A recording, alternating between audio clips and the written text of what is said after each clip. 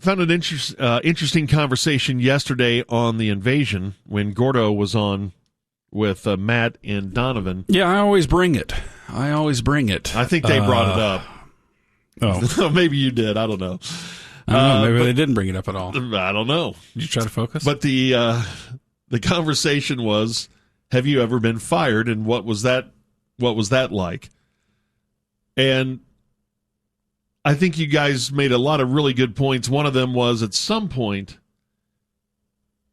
I'd say very few make it all the way through their life without getting fired from something.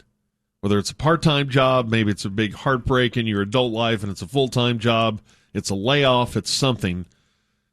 It's probably going to happen to you. I know there's a lot of exceptions to it, but I started thinking, I guess I can still say that I've never been fired from a full-time gig. Whoa, all right.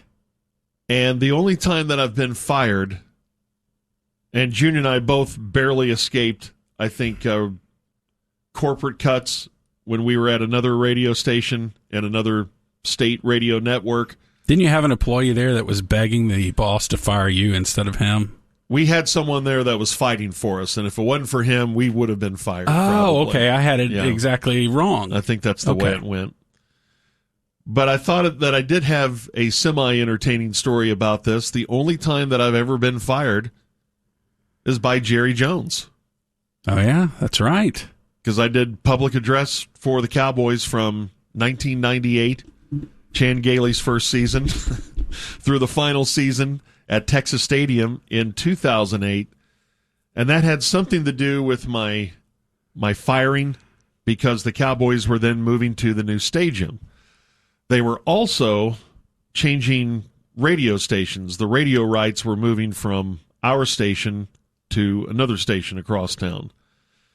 That had something to do with it, because the way it was told to me was because the radio rights were switching. Whoever was taking over didn't want somebody from the ticket up there maybe not reading enough promos about their station carrying the games. They had concerns of somebody from the ticket doing PA when they had the radio rights. Even though when I started doing PA, KVIL had the radio rights and there was never any problem. I read stuff all the time. Hey, on your way home, tune into KVIL for the postgame show with Brad and Dale, and I read those promos all the time. Yeah, but you never got that job. Promos. You got that job in a panic hush money attempt from Jerry. Yeah, he was always looking to get out of it. Not to be... Well, I did, and I did. You may be right about that. He may have always been looking to get out of it. It took him 10 years to figure out how to get out of it. And it's funny, your conversation yesterday made me think, maybe that was just an excuse. Maybe I wasn't really as good as I thought I was. And it did bring up, well, I think you guys had the conversation. It really is. And I remember at the time I was fine. I had plenty going with this job, and I was still doing North Texas games on Saturday. So I had plenty to do, but there was something to my pride of, well, I didn't go out on my own terms. I would have done it another year and seen what the new stadium is all about. Now, I would not have lasted more than a year, because PA and radio is in the corner of the end zone at the new stadium, which is, I think, impossible to do your job doing that. So I would have been done with that after a year. But at the same time, I thought it was a really good conversation yesterday, because when that does happen to you, whether it's a full-time gig, part-time gig, it hits you in the gut. It does. Yeah. It's always, I couldn't imagine, I could imagine, because I did lose my gig a few times when it was my primary thing, but I was 19, so it wasn't like I was feeding a family and, Yeah. But any man or woman that loses their primary gig when they have a family, and it is a horrible gut punch. Yeah, and psychologically, psychologically devastating, not to mention the stress that's piled on you financially. Yeah. That sucks. Junior, you got canned once, right? From the jazz station? Yeah, it was my first real job after graduating. and I was hired at this new radio station in Denton, a commercial station, after we had been at the campus station at North Texas for a few years. And I was doing some morning traffic and or sports updates during the music that was playing morning, noon, and night. Man, you were versatile. And on the weekends, I had a DJ shift. And the station was so new, we didn't have a studio. We did the morning news from some woman's house in Denton, from her breakfast nook. Mm. And the DJs worked from a trailer at the transmitter in Decatur. So every Saturday and Sunday morning, I would have to drive from Denton out to Decatur, climb into this little trailer, and spin records. There were maybe, 100 albums out there. And we had a boss who was really a micromanager, like the greatest micromanager I've ever worked for. And so I was putting these records on, and he would call after every time I was on the air or after every song played, and he would say, that last song was too long. Mm-hmm. Play a shorter one. They can't be longer than 4.5 minutes. Yeah, okay. But it's jazz. You talked too much in that last break. We need you to say nothing more than for about 15 seconds, then you got to throw it to commercial. Okay, thanks, bye. And this continued on and on and on. So finally, I had had enough, and he told me that the last song was too long. It was 4:45, and I need to keep it to 4:30. And I said, okay, bye. And then I went through those albums, and I found the longest song I could find. And jazz. Yeah, I was going to say, some of those song's are long, yeah. So I found something like a 35-minute song, and I just put that on. I think my intro to it was, here, enjoy this short song. And I let it play, and the phone rang and rang and rang, and I never answered it. And I finished my shift, so and I went home, and there was a voicemail for me that was from him, and it said, there's no need for you to come into work on Monday. You're fired. Now, that one probably didn't hurt so much because you were basically begging for it. Yes. Not to victim blame here, but... and I'm 21 or whatever I was. And, yeah. When you get fired at... Like, yours were all really young. Mm-hmm. It doesn't really get you that. It's not a gut punch. Now, I've had... in recent years, 4 very close friends / relatives that have lost their jobs in their 50s. That's a gut punch. Yeah. Because then even in your 30s and 40s, you're thinking there's bounce back here. Right. But in your 50s, that's when companies stop really looking at you as a viable candidate to hire, because they always want to go younger and cheaper. And by the time you've made it to 50, you expect probably a certain level of pay. And so that's when it's really tough. And I've heard it from these 4 friends. One's a relative. It's very, very, very difficult. That's gut punch territory. Mm-hmm. Yeah, that's another one late in your career where you're thinking, well, yeah, I got to keep working. But as you're applying to these places, this job's really beneath you. No, but I need a job. Right. I'll You're overqualified. Right, yeah. Which means I'll do a great job for you. No, we just, we don't feel comfortable hiring you. That sounds ageism, like ageism to me. Well, yeah, we throw that in there, the ageism thing, but we don't really enforce that one so much. Because we have our own takes on who we're going to hire and who we're not going to hire. Yeah, so if you're out there looking for a gig, hope it goes well, and hope you land on your feet. Have faith that you will. I bet you'll bounce back. Gordon says you will. That's right. He believes in you.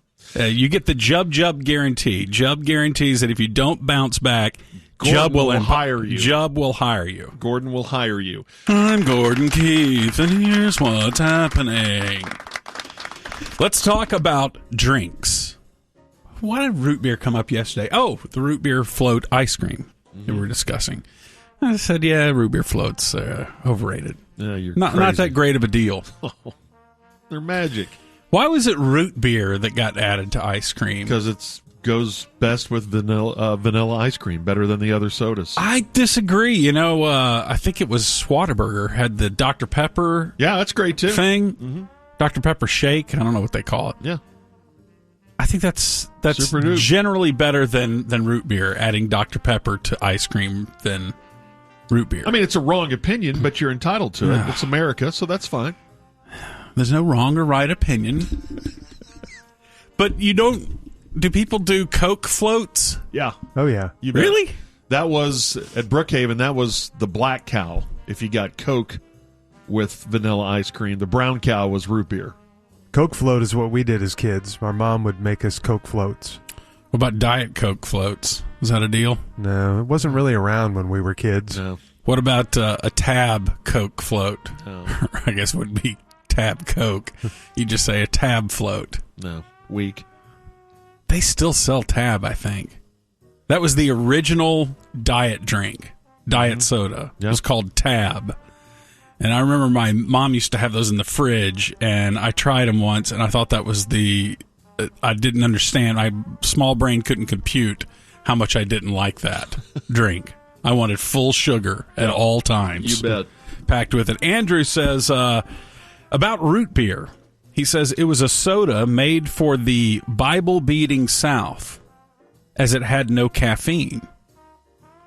And funnily enough, the crazy ironic note was that it was packed with sugar, which is the most addictive substance easily available to man. And it was given to alcoholics, as alcoholics are really craving sugar, when they quit, because alcohol turns into sugar in your bloodstream. And so usually people who quit drinking get a huge sweet tooth all of a sudden because their body is so used to all that sugar, and then you take it away. And so they need to replace it.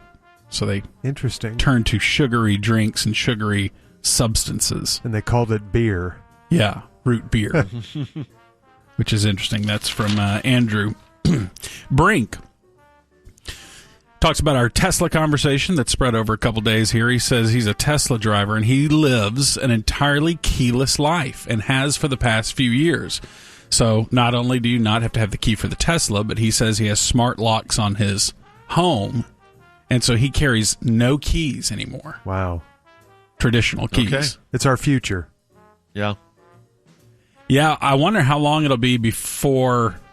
now even with smart locks, though, usually you have to, punch in something, right? Mm-hmm. But how long until we all have the near-field radio chip implanted in the skin that's your personal identifier that you just walk around, and if you're authorized to be somewhere, the door is automatically unlocked for you. The cars you get in automatically work. The handguns you carry will only work with you because it identifies your chip. I don't know. 10 years away from that? 15? Seems like it should be sooner than that. It seems antiquated now that we have smartphones, these computers, these great computers that we walk around with. Great. We have all these futuristic vehicles, and yet still most of us carry around a whole ring of keys that we have to put into things and turn. Yeah. Like that still has not gone away, and it still is the old tried and true. Yeah. I don't know. There is something like we have a choice right now at home. We can use the key, or we could also do the code. Uh-huh. Here's my thing with the door where the code is. You do have to replace that battery every once in a while. Mm-hmm. What happens when that battery's dead? What happens when it goes out when you've decided not to carry the key? Right. Smash a window. Yeah, I think that's what you have to do. Okay, all right. Or you need to at least get an app that will smash a window for you to get in there. Brink continues. He says that he also forgets to turn off his wife's regular car pretty often when he drives her car. And he once drove to meet a friend for coffee. Came out of the place an hour and a half later, and the car was still on. Still going. Yes. He had the whole visit with the car running out in the parking lot. Sometimes I forget to turn off my truck because I'm on like when you heard me come in this morning, I'm on electric mode. Mm-hmm. And you don't hear it. I can't believe you got that commie-mobile. Commie-mobile? Yes. Why are you doing that? Why are you falling for all of Biden's tricks? by getting this vehicle. Okay, I don't know I need what to sort of fight you're trying to start give you right a hard now, time by driving the conversation into a conversational ditch that I've been wanting to get in. I don't want to with you for a drive into the while. ditch. I just wanted to tell you that sometimes I forget to turn off my truck. Could someone get in that truck and commandeer it, or do they have to think have so. something that you have in your pocket? But if it's on, it's on, It right? would say no key detected because it said that with me before. But it'll let you drive off, right? Yeah, I wonder for how long. I think at some point it shuts down. I think it does too. Or Like maybe if someone's on the highway? or maybe they can just drive it, and then whenever they turn it off, then they're stuck. See, that's the way mine works with the fob. If it's on, you can keep driving. But if you turn it off, you can't turn it back on. Yeah, If you don't have the fob. right. You just can't turn it off. So I don't know. I wonder when Romo stole your truck, like what was the situation there? Hey, stop it with that. Jed says, I'm 43. I hardly carry my wallet. Same.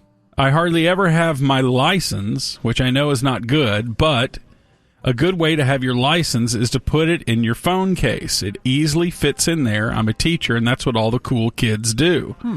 There are only a few places that don't take Apple Pay that I go to. So he just carries his phone and then one credit card in case they don't take Apple Pay. I tell you, the lunch place I go to 3 to 4 days a week, I feel like the dinosaur with a credit card. Everybody there pays with their phone. Yeah. Really? Yeah, that's very common. I see most people paying with their phone these days. Yeah. Grocery store, same way. Mm-hmm. You're not into that? I've never paid with my phone. Yeah, I don't either.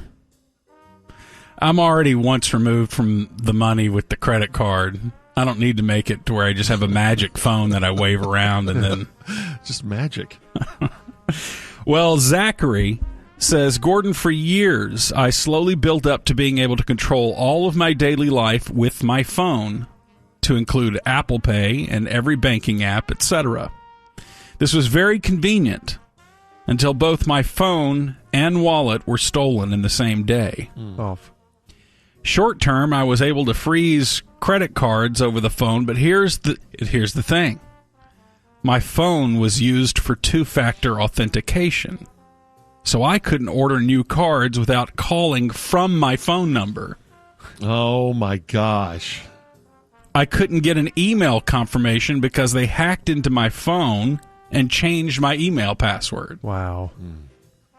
And finally, initially, I wasn't able to get my phone number back without a driver's license, which was taken with his phone. So you just go into the living room and get in the fetal position? Right.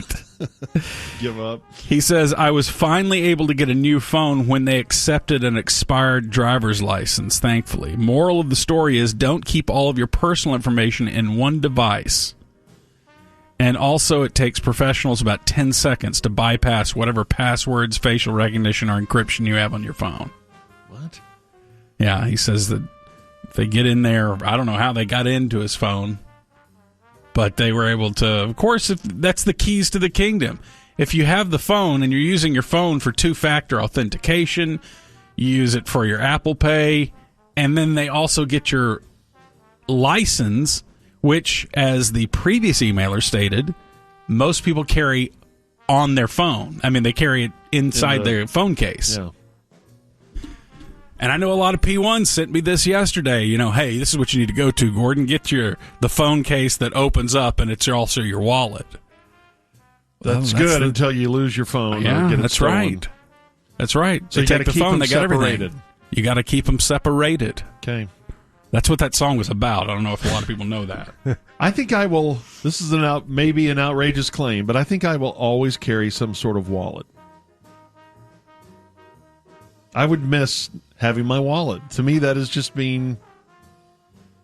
I don't know if I can be deprogrammed on that. The few times that like a lot of times when I go to an event, I don't want to have a wallet in my front pocket. Right. I'm a front pocket wallet guy. I don't know if anybody is still a back pocket guy. But so I'll just carry the license and one credit card. So I just have two things in my front pocket. It's so flat and so sleek. And it feels so good. It's so great to go without a wallet. That's exactly what I told you yesterday, that's all I do. I don't carry my wallet anymore. Unless I absolutely have to, but I'm a front pocket guy too, and I just have 2 things in there. I've already broken the wallet habit, George. You can too. I don't think I can. It's big, it's bulky. Especially yours is loaded with all that cash. Yeah, you carry constant cash around. I've gotten to the point where I can't stand carrying a wallet. Well, and some guys, I swear, like my dad's wallet would... That's not that bulky. That's pretty bulky. I think I could that's probably pretty cut bulky. down on it a little bit. I don't even know where mine is. How much of that I must have stuff lost mine. do you Credit use card, every day? ATM. Ugh. You're still using an ATM card? Every once in a while. How else you get cash? You don't need cash. I like Don't you having get cash when you go to the bank like once every 3 months? No. You just get out enough bills to cover. How much cash do you go through?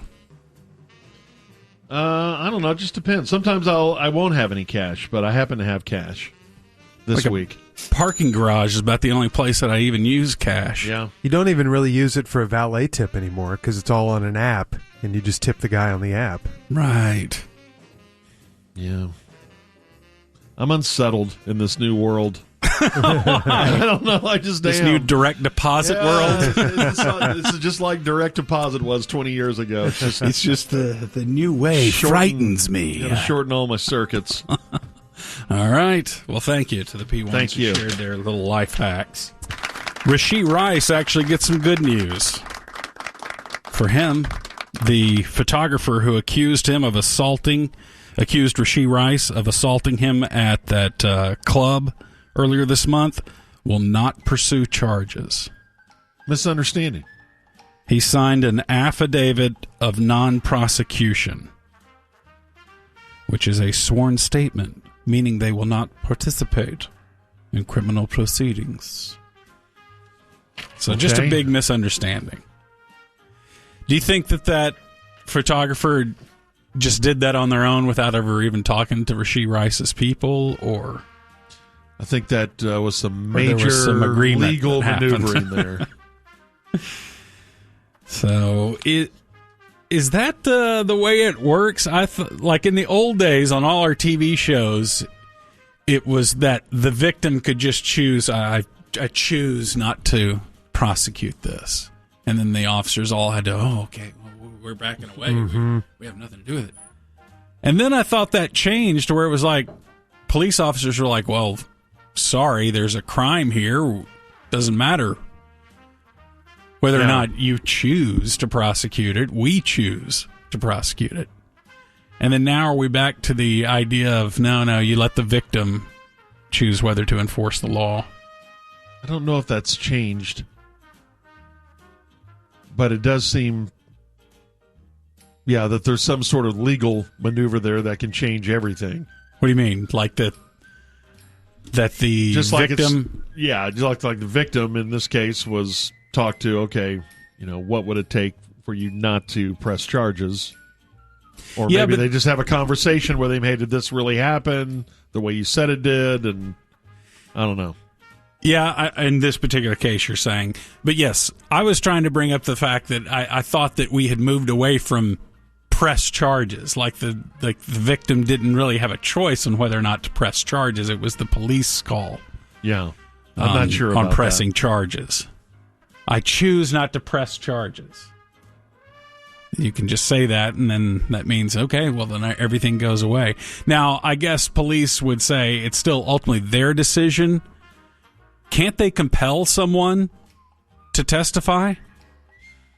Like, even though this photographer's alleged victim, guy says, hey, I don't want to press charges, the police could still say, well, we see evidence of a crime and we want to prosecute it, and you're subpoenaed. Yeah, I suppose they still could. Yeah, if they really think that. I just don't know how it works. But yeah, so this is good news for Rashee Rice.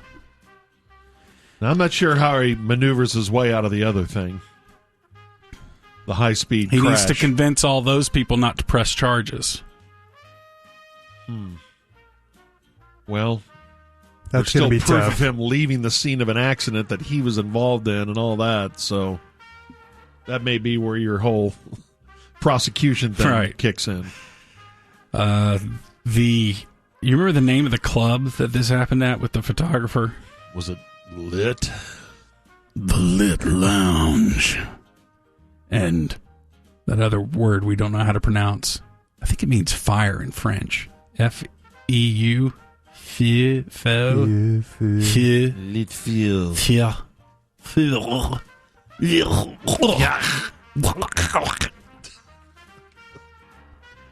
It's a weird sound. We don't have that in English, really, do we?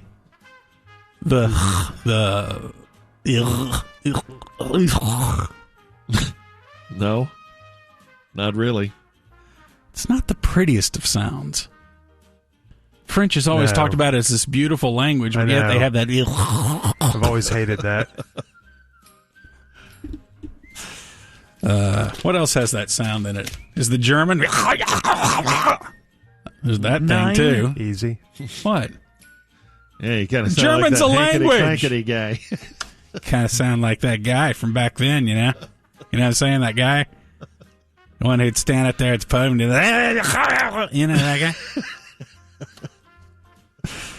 A Houston woman has filed a lawsuit against Dollar Tree. She claims that another customer ejaculated on her. Oh, gosh. Whoa. I think I'd complain about that, too. Would you? Or would you say, man, I'm in a hurry. I just want to get out of here? No, I think if that happened to me at a store, I would have a problem with somebody. Well, I know you'd have a problem with the individual with them. or... I'm asking you, though. Are you going to allow this to happen in your store? You, George Dunham, if you were in a hurry and you had to run into a store to buy a gift card or something, and you're in there and some dude comes up behind you and does this. You're pissed. There's no doubt about it. You're I would pissed. say, Gordon, I can't believe you did this. It's me. You go out, and my car is parked right behind your truck, blocking it in to make sure you were stay in the store until I've done my business. When I leave work, a lot of times. Tries to. Is there any circumstance in which you'd be like, "Oh man, I'm pissed. I want to deal with it. I'm in just too much of a hurry. Just fine, forget it." Do you just do the convenience charge of, all right, fine, let him get away with it. I just got to go. I don't want to mess with this. Then I got to be involved in a trial and a police case. I know what you're saying. Thing and yeah, come to think of it, I don't have time for it. I think that this is me personally, and I understand why this woman's choosing otherwise. She's choosing to press charges. I think I just let the guy do this to me at Dollar Tree. Me personally. Well, there you go, P1s. There's your invitation. Next time you see Gordo out in the wild. Any P1 who's wanted to do this to me at a Dollar Tree. Free pass. So we'll set up an event. You guys can line up. Gross. This is serious because this actually happened. This is a real story. And you can see how traumatizing it was for this woman. She says this dude not only did this, but he followed her around the store for a while. And then he approached her from behind and started whispering in her ear, saying all the things that he wanted to do to her. She said it was really bad. I couldn't believe this was happening. I panicked and told him he was disgusting. Went to get my friend in the other aisle, who was in the other aisle, and then she and her friend were standing in line at the register to purchase their items. And the man moved towards the front of the store, making facial expressions at her, and eventually left on a bicycle. That's a... Uh-oh. That phrase is real. Eventually left on a bicycle. That term will be used to describe Craig one day. The woman described him as a guy wearing a blue jacket, a beanie, and a backpack. And she said after she stepped outside, she felt a cold substance on her back, and when her friend looked at her clothes, she just panicked. Okay. And she walked back into the store to report the incident. Walked back into the store to report the incident after going home to shower and change her clothes. That sentence strike anyone else as odd?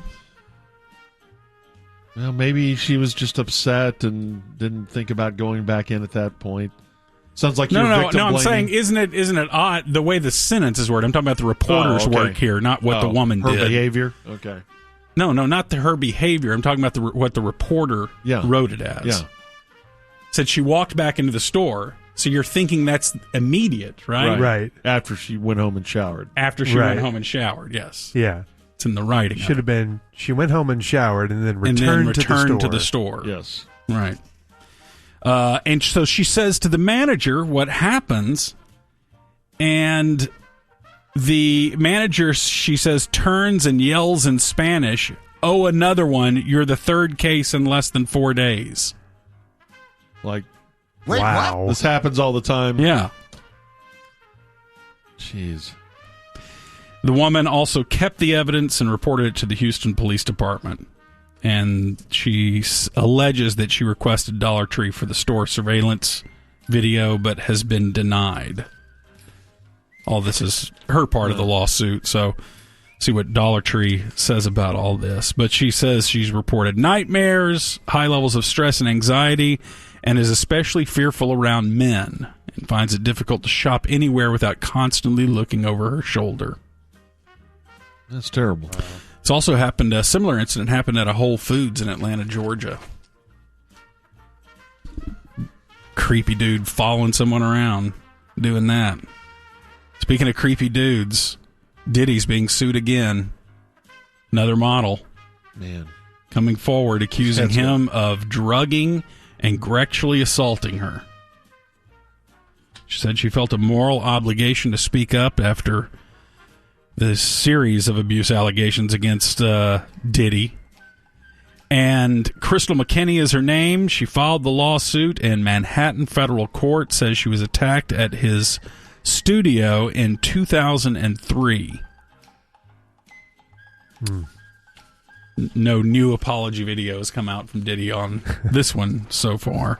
She was a 22-year-old model at the time of the alleged assault, and she says he offered her a joint of marijuana. Oddly phrased. Yeah. A joint of marijuana in the form of a marijuana cigarette. What's the difference in a joint and a marijuana cigarette? I don't think there is there? Weed. I didn't think there was either.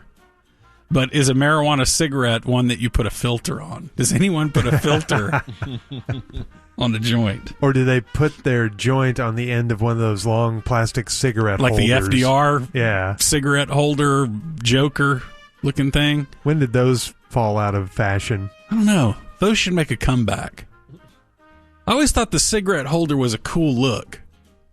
It was so fancy. Why was it necessary? I don't know. Why do so you... your hands don't get So stained, the maybe? smoke from the cherry doesn't get in your eyes? Keeps the cigarette further away from your face? Yeah, I guess so. Huh. So you don't get smoke in your face as much? It was something that... Or back maybe it in was the- just an affectation, maybe it was just a fashion accessory. It seemed kind of thing. only the wealthy used them. And the I penguin. know. And the penguin. But I always thought that was it was a really cool look, and something else that I thought was always really cool about smoking was when people in the old movies had the cigarette cases. Oh, yeah. They open up the cigarette case. It always looks so cool. And Perhaps with their initials on the case. yeah, monogrammed cigarette case. So, gosh, I want to smoke. I know. I'm going to get you that for Christmas. I need to start constantly smoking. Also, another good look is smoking when women wore the elbow length white gloves. What do you call those kind of gloves? Smoking gloves. They go way up. I don't know. Yeah, I agree. I need to start smoking. My doctor says I'm not getting enough tar in my lungs. So would it be weird if the only thing I changed about my appearance was I started wearing the elbow length satin white gloves and the cigarette holder extender. and then the cigarette case? But I still dress in the Cocaine Bear t-shirts. No one would really think a thing about jeans. it because it's you. Okay. And a monocle. You remember my business idea on the monocle? What was that?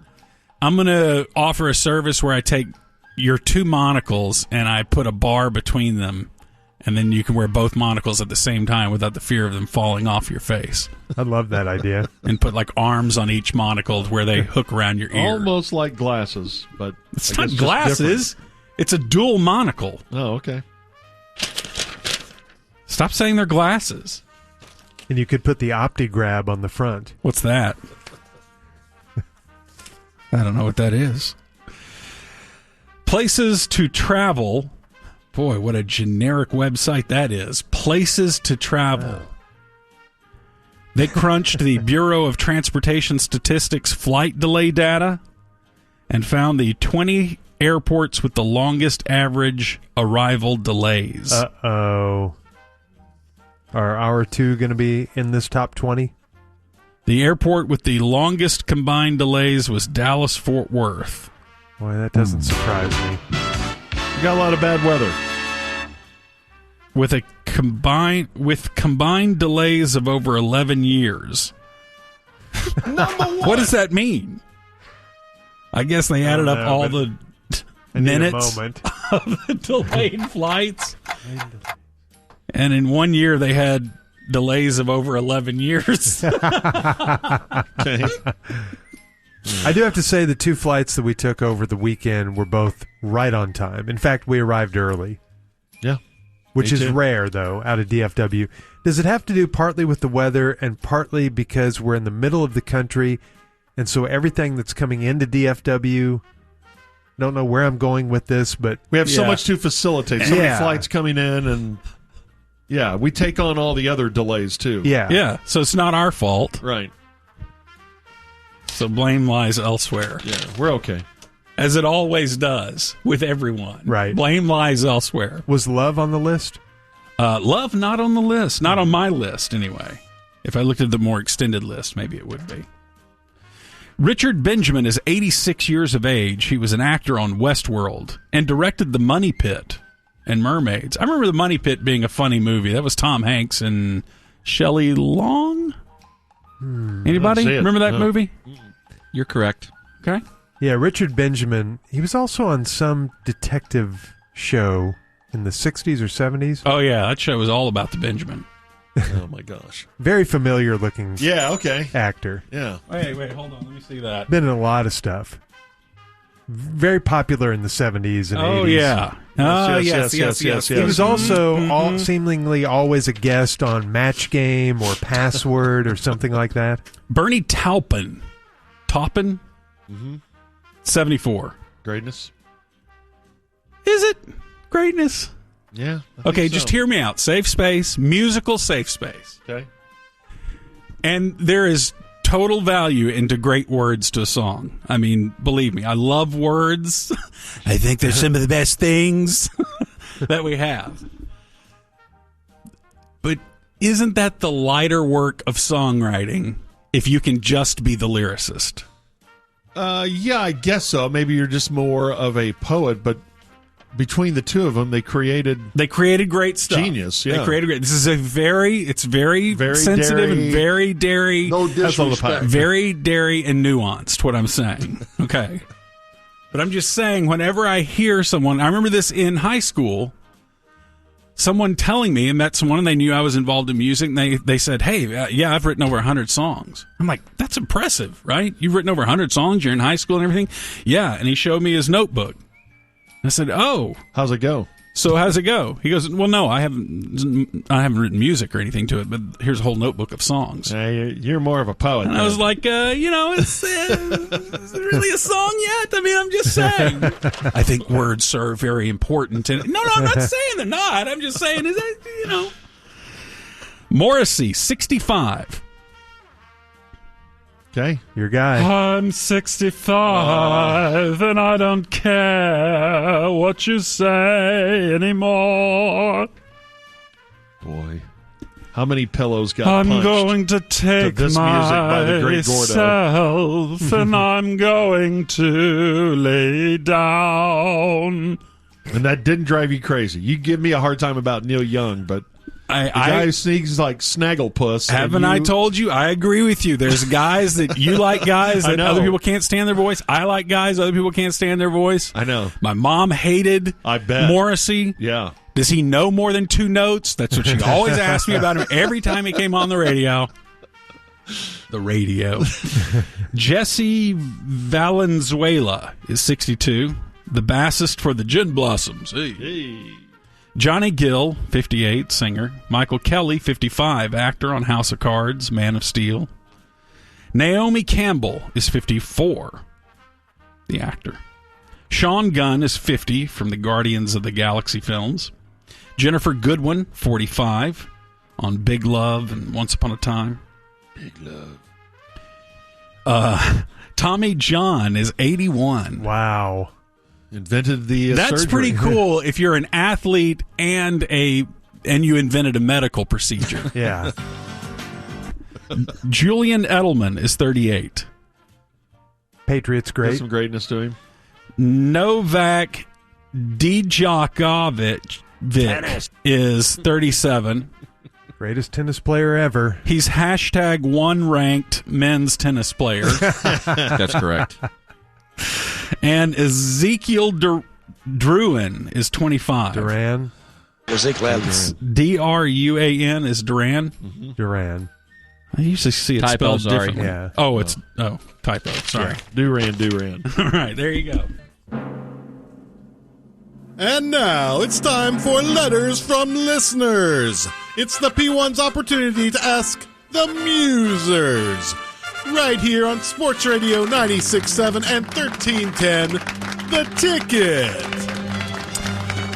All right, we start off with a letter from P1 Aaron, and this is something that I think I've thought somewhere deep in my brain, but it took Aaron's email to crystallize this for me.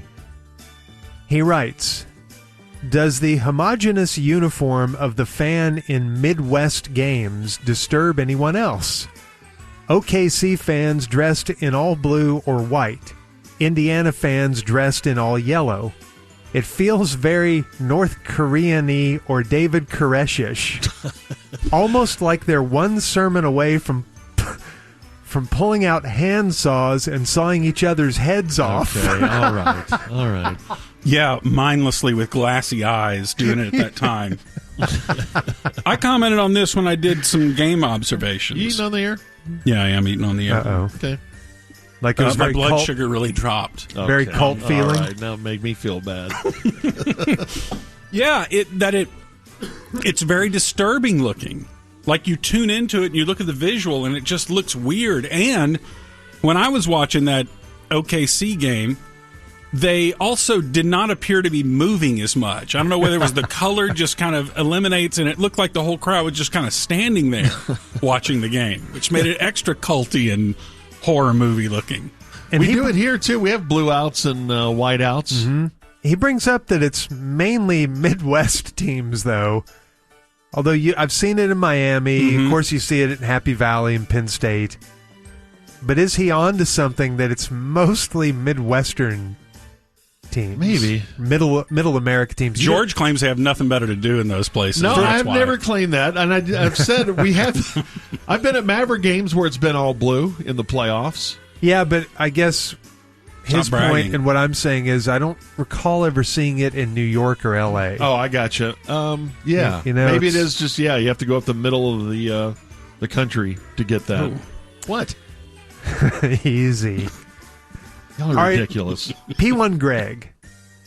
I think my suggestion for solving tanking in the NBA, because this came up last week in letters from listeners, would be to reward effort. The NBA could say that for the last quarter of the season, about 21 games, the team who finishes with the best record for the last quarter, but who ends up missing the playoffs, receives the best odds when the NBA lottery is held.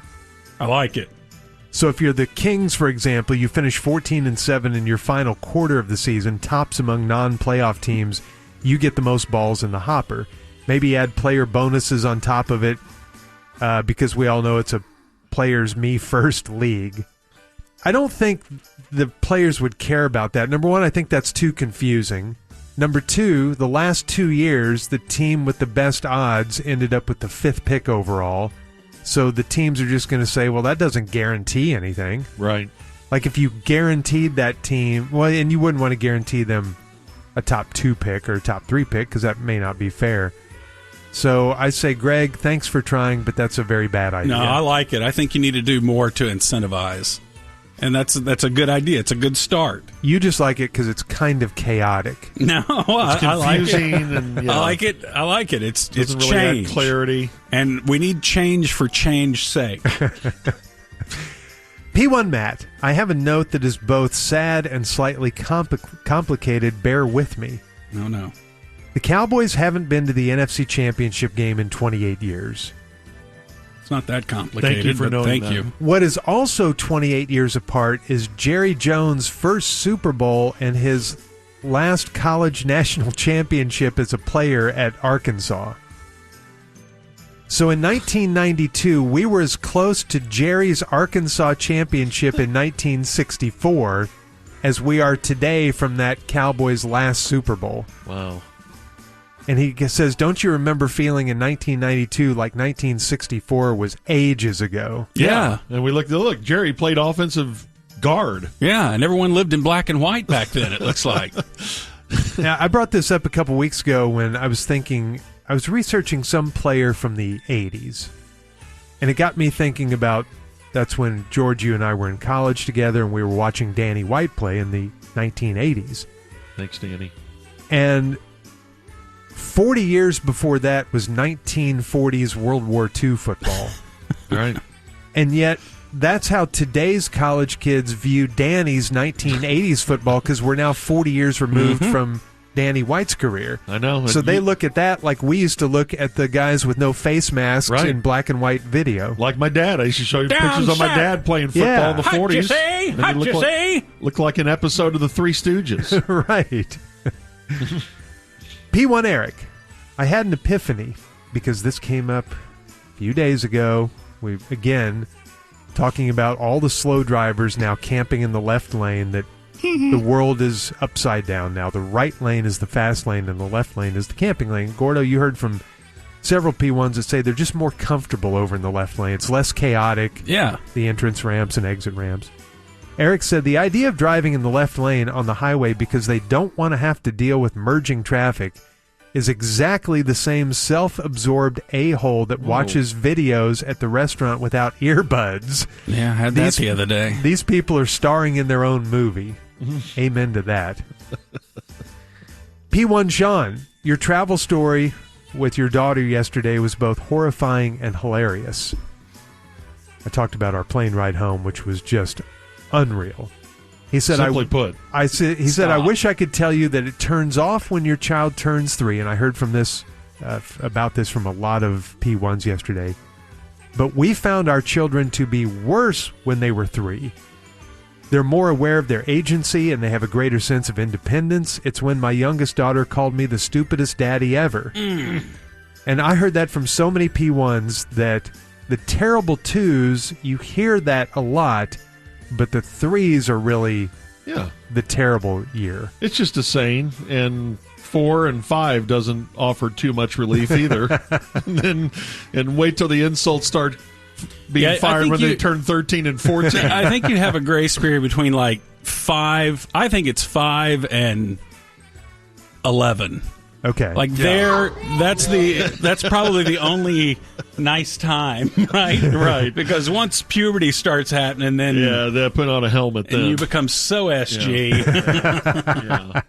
So I got to make it through 3 more years to get to a good 6 years. Yeah. And then hold on for dear life. Yes, and then and then hope you get the sweet daily. release of death. And finally, this is from P1 Vomit Man. Oh.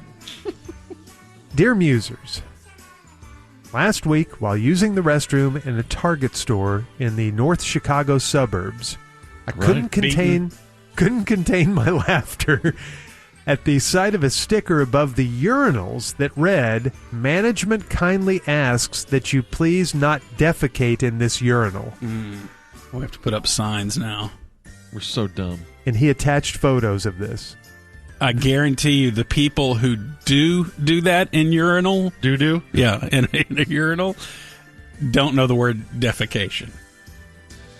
What if they it's will an eventually emergency? they will eventually change that sticker to have a different word there, and it'll be more idiocracy It'll than be you can doo-doo. possibly imagine. No, I think it'll be the S word. Yeah, okay. Yeah. And then you'll know that we've gone full idiocracy. All right, here we're in a safe space. It's so safe. Okay. It is so safe right No, now. I have a feeling it's not. But what if you have the emergency and you run in there and there's only one stall and there's No. 2 urinals? No. You go in your pants instead of going in the urinal? You go in the trash can or What? Whoa. anywhere but the urinal. I think he you got is a right. chance to waffle stomp it down the urinal, don't you? Do you think the trash can No. is better than the urinal, George? Trash can is your number one choice. It's where you would vomit. I still may vomit in the urinal over the trash What can. is your problem? Yeah. What kind of animal You have are you, a- sir? At George Dunham You on have a way Twitter. to flush that down? Vomit? Yeah. No, I don't think vomit flushes well in a urinal. Well, I don't think it No, I was sits gonna well say in it a today. trash can either. You're going to make that a landfill in there. And I It's know going to the landfill. Yes. right. But you don't have to make the bathroom smell like that. Every garbage can is a pre-landfill. I'm just saying, if someone hurled into a urinal Yeah. or backed it up and did evil, I would No, an no. emergency landing. No. You have to grant an emergency landing. No. And what about No. the sink? I The sink is worse than the urinal, right? Yeah, Yes. you should not doo-doo in the sink. Oh, we know what we're talking about without you saying it. I have to doo-doo. He You do? continues, he said, I laughed and remarked to the man urinating beside me, my God, are people actually doing that? He replied, that's disgusting, and this is a nice town, too.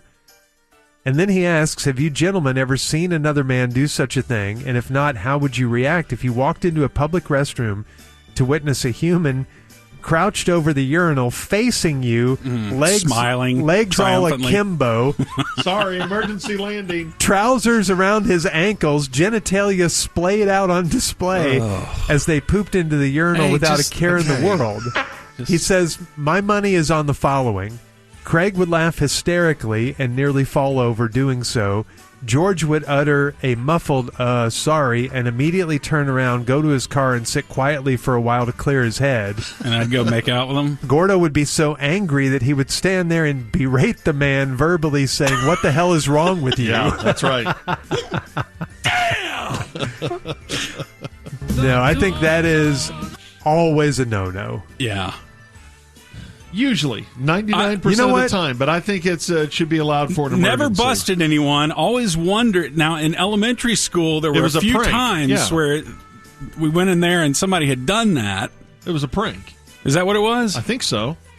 Junior high, I think I saw Why are that. they pranking the custodial Because staff? What do they have to guys do with are it? Ridiculous. That's why. I think I've got an answer for you, a better option than the urinal. And I think the custodians of the world would agree with this. Just go on the floor. Yeah. Just crouch in the corner and go on the floor is way better than going in the urinal. That's going to be a much easier cleanup for the custodian instead of trying to get your giant leavings out of a urinal. I think I may disagree with you on the floor part. Yeah, that's worse. And Well, let me When hear someone a series of flushes goes has a in and chance to gets- break that down in the urinal. Boot skid all over the. You hit that. That's and why I said you splay go- your legs out. you go to a corner. You don't do it in the middle of the bathroom, but I Oh, think okay. that's better than the At urinal. least that's closer to the drain. Yeah, the corner is better than the urinal. I think if we heard from custodians worldwide, they would rather clean up number Nope. 2 from the floor than from a urinal. I bet that's an awful cleanup. I'm not going to debate this anymore. This is the most grotesque I debate think we we've found ever out had. who used to prank his elementary school. I So never did it. I Yeah. think it's wrong. Uh-huh. I think it's Then wrong. And not you so told me- wrong, though, right? And you told me we were in a safe space, so Yeah, therefore... well, I was tricking you. All right, we got to go. All right, the Rangers are in Philadelphia. Why don't we tune in morning radio in Philadelphia, the all-sports station up there, and let's eavesdrop on the Touchdown Brothers to see what they're saying about our team or maybe our teams. All right. See you, boys. All right, we'll see thank you you, Daryl. There he goes, Daryl Appreciate Ray it. from the Dallas Stars radio. Anthony, let me tell you something. Let me ask you something, Anthony. Why would you book Daryl Razor Ray to come on our show? I don't even know who the Stars are playing. They're playing non-flyers. That's all you need to know. They're playing fine. non-flyers. Okay, well, I don't want to do 10 minutes I'm on it with with some you. guy named Daryl Ray. I'm with you. I don't understand why he booked them. I mean, what the non-flyers are playing the non-flyers. Big hockey news. Fascinating. Wow, everyone's interested. I'm so Anthony, sick of I it. swear to God. One more person I swear from to God. Dallas, and I'm leaving the show. All right, Jimmy Amenjola and Tony Ragu here with the Touchdown Brothers. This is a big day for us, Huge Tony. day. Huge day. Huge day. This is the day that we go through the entire Eagles schedule. We were the ones who Said it like a started Brit. this 35 years ago. 35 years ago, we started this. Everyone has copied us. Everyone's copying us on this. Now, yeah. They're all doing it now, but we started it. We did started it first, and that's Yeah. coming up here in just a few moments. But we got first, some people to rip first. we gotta get to a few other sports notes here. You know who the Phillies are playing, right? Allegedly, the defending World Series champs. Allegedly is right. The Rangers have dropped below 500. What a fraud. This is the World Series champion, Texas What Rangers. a fraud What? of a team. And I watched this game, too. I watched this game last night. I have the extra innings package, so I got to watch the Rangers. The only thing worse than the Rangers right now, the broadcast team. That guy, Dave Raymond. He's horrible. He was crying He's on the air. crying. Because they lost another game. They lost another game. So, oh, no, the Rangers lost another game. Oh, Dave Raymond. Why can't we win the World Series again? Dave Raymond. Oh, please. It just goes to show, that was the biggest fluke of a World Series champ ever. Fraud. Total fraud. And that Bruce Bochy, he's a fraud, too. Oh, have you heard Bruce Bochy talk? Yeah, I can't understand The guy bottoms out more than James Charles. I mean, no offense. We're from Philly. We talk like that, okay? It's very offensive. But, yeah, he sounds like a sperm whale singing the low parts of Elvira. That's what I'm talking about. Good yeah. Lord. I can't understand Jeez, what he come is. Terrible. on. His team sucks. It totally sucks. Yeah, Totally has sucks. he ever- They'll be out of baseball within a couple years. Yeah, and get back to me the next time Bruce Bochy actually wins something, okay? The guy's never won anywhere he's been. Yeah. Anywhere he's been. No. Hey, did you also see where Tony Romo played golf with Yeah. Donald Trump? Yeah, what is going on with that? Does that count as a playoff win? He probably won. What is He actually Donald probably Trump won something. thinking? I think. I thought Donald Trump didn't like losers. I think I know what Romo was thinking. How can I win something? Take on an 80-year-old guy. I tell you what, but hey, Trump, it takes time away from stopping the steal. Yeah, and how you going to make play America golf and everything? How you going to make America great again if you're wasting your time with Tony Romo? I tell you, we need to stop the steal that Tony Romo's been doing his whole sports career. Including from CBS. He's robbing them blind right now. All right, it's time for the schedule. Let's go. It's time for the schedule. And this, of course, is brought to you by Tony's Cheesesteaks. Best fine cheesesteaks spots, in town. Fine spots. Okay, week 1, regular season, September 6th, versus the Packers in Brazil? What are we doing? We're playing. We're Why are we exporting our game playing to in Brazil? We're flying our team all the way over to Europe to play Brazil. I don't get it. Brazil. Well, It hopefully makes no Trump will sense. fix that. Yeah, hopefully we'll. Okay, so that's obviously a win. Loss. What do you mean a loss? That's the Packers. They're pretty good. Yeah, it's a loss. But it's the Eagles, so it's a win. Have they ever won a game in Brazil? Probably. I mean, I don't know all the football history. That's But a they loss. probably went in Brazil pretty it's a loss. frequently. It's a loss. All right, week 2. This is versus the Atlanta Falcons. Yeah, they got Cousins now, so that's a loss. So it's a win. Wait, did you say loss again? Yeah, they got Cousins. He's good. It's going to be the only It's the Eagles, though, so that's a win. Nah, not my book. All right. In week 3, we got the New Orleans Saints. Okay, so this is clearly a win. Tough to play in the Dome. I see 0-3. Loss. What's going on with you? Nothing. You don't believe in the Eagles anymore? I believe in something. What are you doing? I just picked a couple losses. What are you doing? What about the Tampa Bay game in Week 4? That is a win. It's on the road. It's a loss. Oh, jeez. Tony, what is going on with you? What's going on with you? You an I Eagle don't or something? understand. What are you? Yeah, I'm an Eagle. I basically play for the team. You're an idiot, I'm man. so sick of everything around here. Oh, what are you going to do? You're going to leave? I might. You're going to leave I the stage? might. You're going to start I said I was You're gonna going to leave. leave? Go across I the said I was street? gonna leave. Oh, okay. I'm so scared. Oh, I start my own show. Oh, jeez. Let's go to Sal in South Philly. Sal, you're with a touchdown, brothers. Hey, how are you, Tuesday? No, we're doing very good, Sal. We're not doing very good. Tell you that. Oh, noes. The World Series champs are his.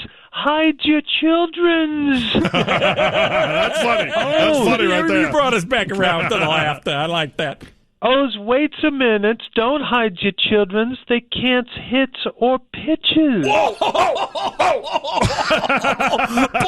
gut the punch, Rangers. gut punch. Hey, I really think the NFL's has it outs for us. Yeah, I think Yeah. so too, Sal. I really Playing in Brazil. Starting the seasons in Brazil's I don't know. W's, T's, F's. Totes. I don't know. I got some big newses for you guys. I got engaged. Oh, you did. Hey, Oh, congratulations there, congratulations. Sal. Who's the lucky gal? Engaged in a struggle with my mother over the weekend. She wants me out of the basements and into the tool sheds in the backyard. A couple basements, couple tool sheds. She said it's to teach me lessons. Yeah. About? I'm 38. Yeah, I should be able to live anywhere I want on my mother's property, right? That's right. That's right. That's your Yeah. right. Yeah. That's your right. That's your As right. a Philadelphian American. Fight for that right. I mean, W's, T's, F's. I'm with you. Hey, I got one more question for you two. Yeah. Yeah, What's hit up, us, that's hit Al? us, What you Al. say there, Sal? Do the Rangers suck or what? Yes, they do. Hey, coming up next, Justin Montemayor comes on to tell us about the fake leg he's building that's Ron Jaworski themed. Next on the Jets and Brothers. Didn't they go to Dallas? All right. It's a mess up there Once in again, Philadelphia. they just are so We exhausting. apologize. We're so sorry. And I can't believe they took shots at Dave Raymond. Yeah, what are they doing? I don't know. Get the Steak Podcast at patreon.com/sportsgreek. We talked about wallets earlier today, and P1 Brett brings up a good point. Why do we carry so much stuff in our wallet that we only use on very infrequent occasion? Just in case. Just in case you have to call AAA or... He says, well, that's an emergency, so I kind of understand that one. But Brett says over the past few years, he's slowly started thinning out the amount of everyday carry stuff that he has in his wallet. Things like he says, I've been carrying around my hunting and fishing license year round. That's another one I got in there. For I know ever. where it is. Yeah, but can't you have a home wallet? Hear me out. And, That's called a desk drawer. right. No, home it needs wallet. to be a home wallet. And then you're going It to has lose to be track of something. You have to have a desk wallet and then a pocket wallet. I've never lost my fishing license because I know where it is. Yeah, but It's always in my wallet. But your wallet is clearly too bulky. You showed us that Great. today. It's beautiful. It's the best. It's the best wallet. It's too bulky, and we could thin it out. I'm guilty too, Giorgio. I don't want to sound like I'm superior to you on this. Okay. I mean, my wallet's not quite as bulky as yours, but it is a little Kim Bulky Roberts when I look at it and realize that there's some things in here that I know I don't use very frequently. It ain't gonna Okay. work, buddy. You tell me if I need this. Visa card. Yes, absolutely. I don't need it as much as some people in the house, but yeah, I got one of those. There was an unnecessary shot at someone who's not even here. ATM. Occasionally use that. You get free ATM? I don't even know what that is. Insurance card. What about that? When you go to the dentist or the doctor. You don't need to carry it with you every day. Yeah. You only need to Okay. take it with you to the doctor. Right. That's when you But get then it I out of your forget it desk in my wallet. desk wallet or desk drawer. I know where it is. Let's see, what's this? See? He doesn't even know what it is. That's fishing license. Not necessary. AAA card. Yeah, why are you carrying around an emergency I might fishing go fishing. license? Here's what you do with the That's AAA last year's card. insurance card, or could be this year's. I'm not sure. Put your AAA card in your glove box. Yeah.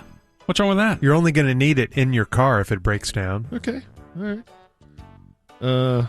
Why does he accept suggestions from Obviously. you, but I'm yelled at and Because mine are good. he'll Yeah, get... his are better than I yours. suggest something and he immediately responds by defecating in a urinal. Threatening to punch you in the face. Yes.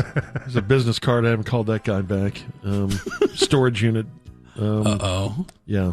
See, look at the madness that is his life. Way too much in that Okay. wallet. What about this? This is the card to get us in the gate every morning. You Where am I got to going to carry put that? Well, a lot of Glove guys box? carry that in their car. Yeah, I keep it in my car. What if it gets stolen? What, the car or the card? Card.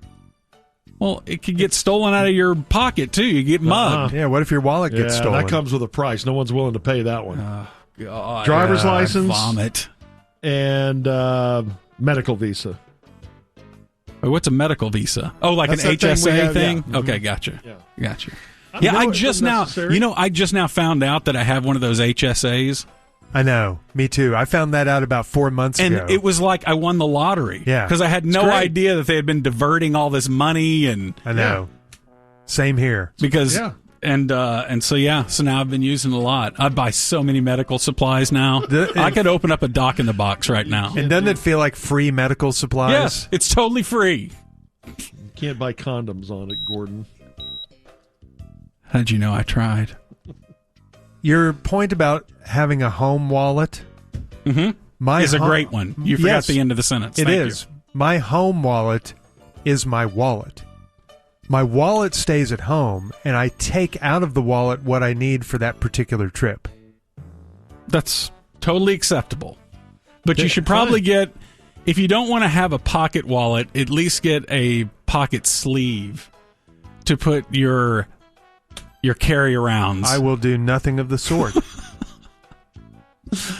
Okay, well, do you have the guts to go to just driver's license, no credit card? No. Okay.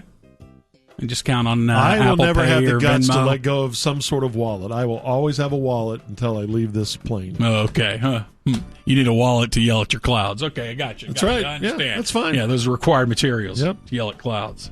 Yep. Well, stop carrying around your fishing license. And business cards to people you don't call back. That's so unnecessary. All right, I'm looking through mine. Expired credit card, expired credit card, expired credit card.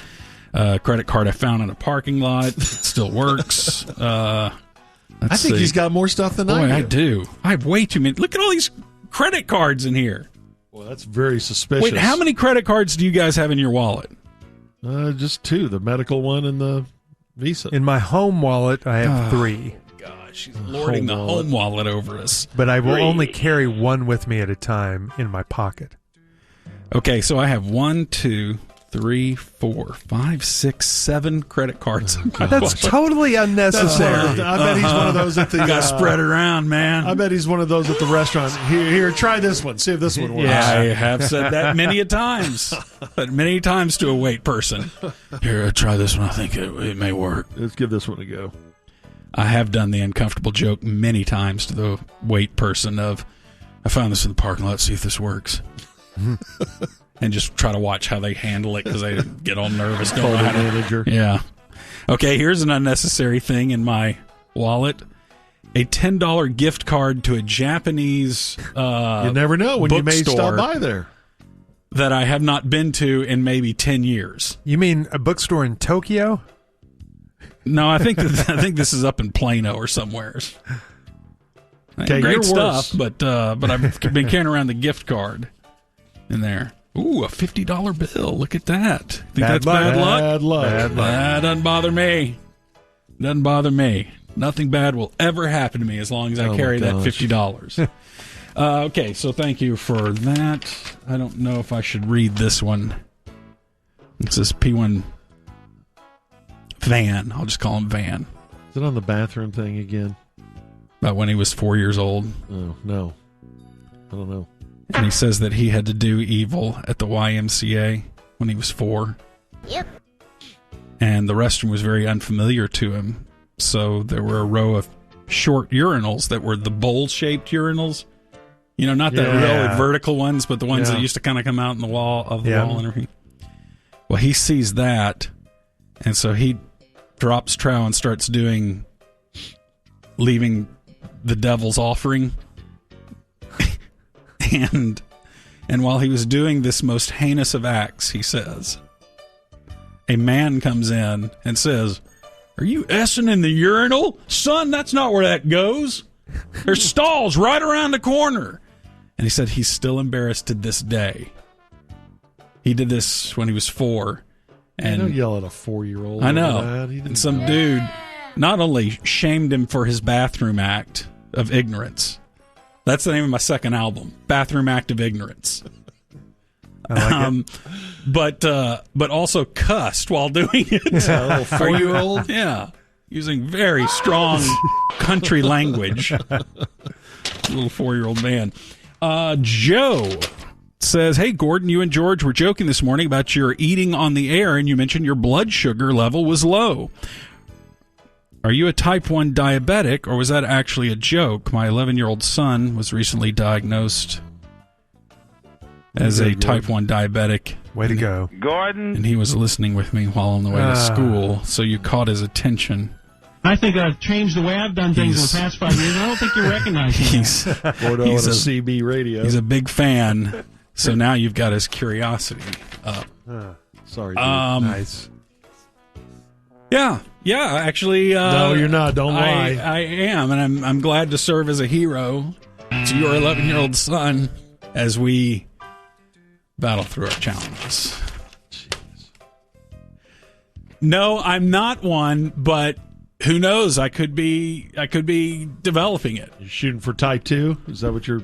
Yeah, I couldn't get type 1, but I'm still shooting for type 2. At least that's what my doctor always tells me. Are you trying to get... Are you shooting for type 2? I mean, your numbers are borderline. I mean, do you ever change anything? We have this conversation every year. Do you ever change anything? No. Same food groups. Your numbers go nowhere but up. And then, so animals attacking. Animals attacking. A moose killed a dude, 70-year-old dude who was attempting to take photos of 2 newborn moose calves, and he was attacked by their mother.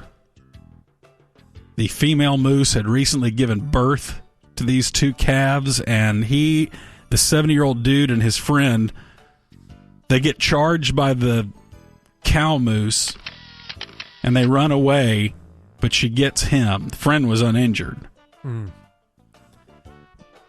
The other guy, this is kind of an unnecessary sentence, in my opinion. The other guy did not witness the attack, so authorities cannot say if the moose killed the man by kicking or stomping him, or a combination. What does it matter? They're basically the same thing. Right.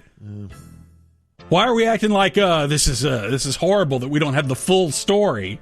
Yeah, the story doesn't change if we know that detail. Yes. Yeah, don't mess with a moose. And if they had it on footage, they could sit there, I don't know. Should we classify that one as a kick or a stomp right there? that particular. And which was the fatal blow? Was it the 3rd one or the 5th one? Yeah, he was killed by a moose's feet. Do moose have feet? Or they have hooves? They have calves and hooves. They have hooves. Hooves? Is it hooves? It's hooves. Hooves. They have hooves. Hooves. And she had 2 calves. They have hooves. They have hooves. There are 200,000 moose in Alaska.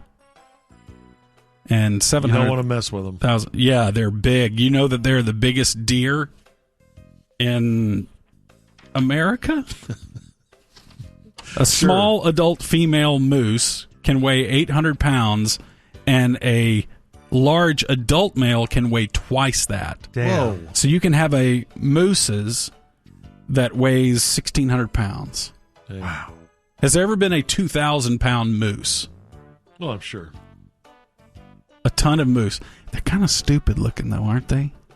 I love the moose. Like sometimes I look at them and I go, Kind of "Oh, it's so majestic," and then other times I look at them and go, "Yeah, kind of awkward looking, kind of goofy maybe looking, a little bit weird antler design, horrible antler design." They did not put that thing in the wind tunnel first. According to the Guinness Book of World Records, the biggest moose ever, just over 1,800 pounds, found in the Yukon so not territory. 2,000. So never got into 2,000. So mooses, or are they mice? Mice get to almost 2,000 pounds. The plural of moose is my.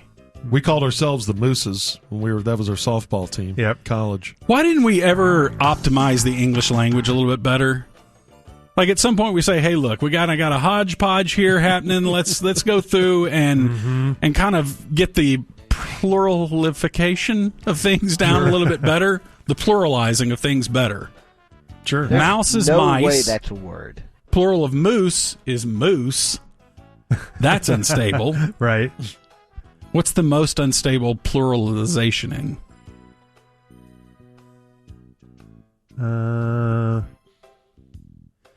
The pluralization of person is people. I guess you can say persons, but persons always sounds weird. I've always been confused by fish. Is it fish or fishes, the plural? In the Bible, it's fishes, isn't it? I think proper is fishes, but we mostly say fish. There are a lot of fish in the sea. We don't say there are a lot of fishes in the sea. There's a lot of fish in here. And isn't the octopus-octopi thing wrong? Like the cactus-cacti thing? Wait, is that wrong too? Are you saying all I is thought not that correct? That I heard somewhere along the line that all these haughty people that correct you on octopuses, which is a fun thing to say, is it's not octopi. That's made up. Yeah. That's stupid. But I don't know. I don't know if it's properly octopi. But we do go with cacti. According to Webster, it is both. Both are proper. Octopuses or octopi. Then there's that one weird character in the James Bond movie. I never understood how they got away with that.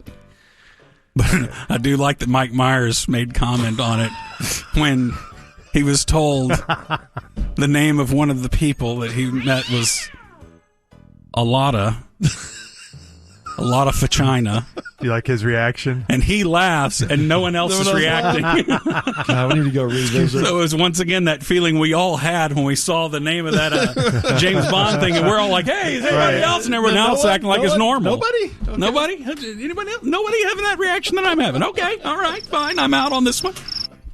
Okay, we got to run. Thanks, Gordo. That's the corner. Monty teased something about paying for a friend, and I'm curious what he had in mind. So, without further ado, back to Monty. Thank you so much, boys. So, is this like the friend Daddy might pay for an evening? Just don't worry about that. No, this friend won't rock your world. Okay. I was American. Kidding, by the way. Daddy wouldn't do that. No. Maybe. So, I want to introduce you guys to a VHS tape that came out in 1986 called Rent a Friend. Okay. Saw this on Twitter a few days ago. Thought it was a prank or a skit at first, but it absolutely is not. So, there's a guy who goes by the name of Ben Hollis, and he put out this tape for your lonely person back in the 80s to pop into the VHS player and have a conversation with a friend. Now, the guy, like I said, his name is Sam, and the video is really, really effing weird. Okay. And it's kind of like Lando weird? Even weirder. Just sitting here minding my own business. Just our dudes catching strays all over the place in the last 5 minutes. The one thing Ham said today was a cannonball across Lando's bow. Sorry.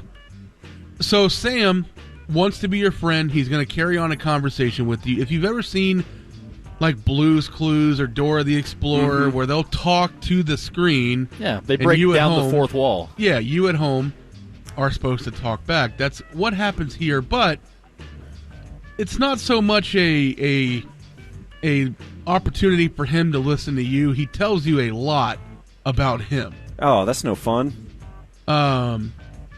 There's a ton to play here. It's 45 minutes long. Oh my God. So it's quite the conversation. Let me just start here to get the picture of what he looks like. He's the most unassuming looking white dude you've ever seen. He's just wearing like a white sweater. He kind of looks like the guy who plays Voldemort, Ray Fiennes. If you know what he looks like, you can look him up. If you look up Rent a Friend, you'll see the guy Sam, and he's the one talking to you. He's kind of creepy. He's got a little creepy look to him. I don't know if I want to be friends. He goes into his weird childhood. He goes into all the time he nearly killed his dad. It gets weird, but here's him introducing himself, and he wants to meet you.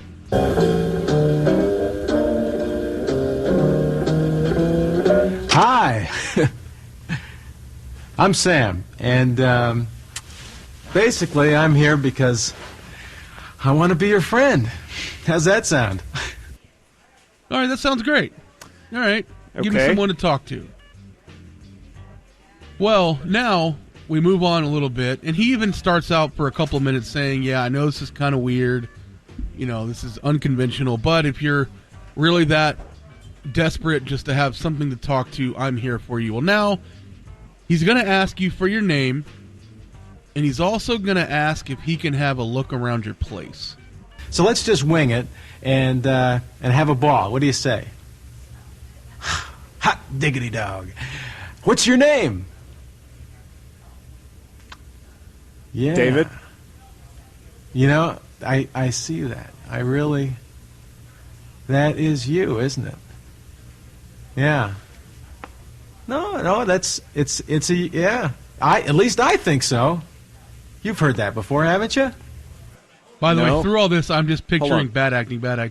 So he asked for your name, then you say, yeah, my name's Steve. He's David! like, okay. And it just gets weird. Can I get a quick 20? I'm guessing this is gender neutral, right? So no matter who watches this, yeah, he's man never or like, woman. you got a weenie? Maybe take your top off. No, it's like it's just something about the quality of your face that is saying things to me, and then your name really fits in the picture. Really. Hey, do you mind if I take a look around your place a little bit? Yeah, I kind of mind. I Great. don't want you to. Well, he's going to blow right through that stop sign, and I should tell you, visually, what he does now is he gets out of his chair, and he puts his face like right up to the camera, and he starts tilting his head up and down like he's poked his head through your TV screen. Just want to check it out a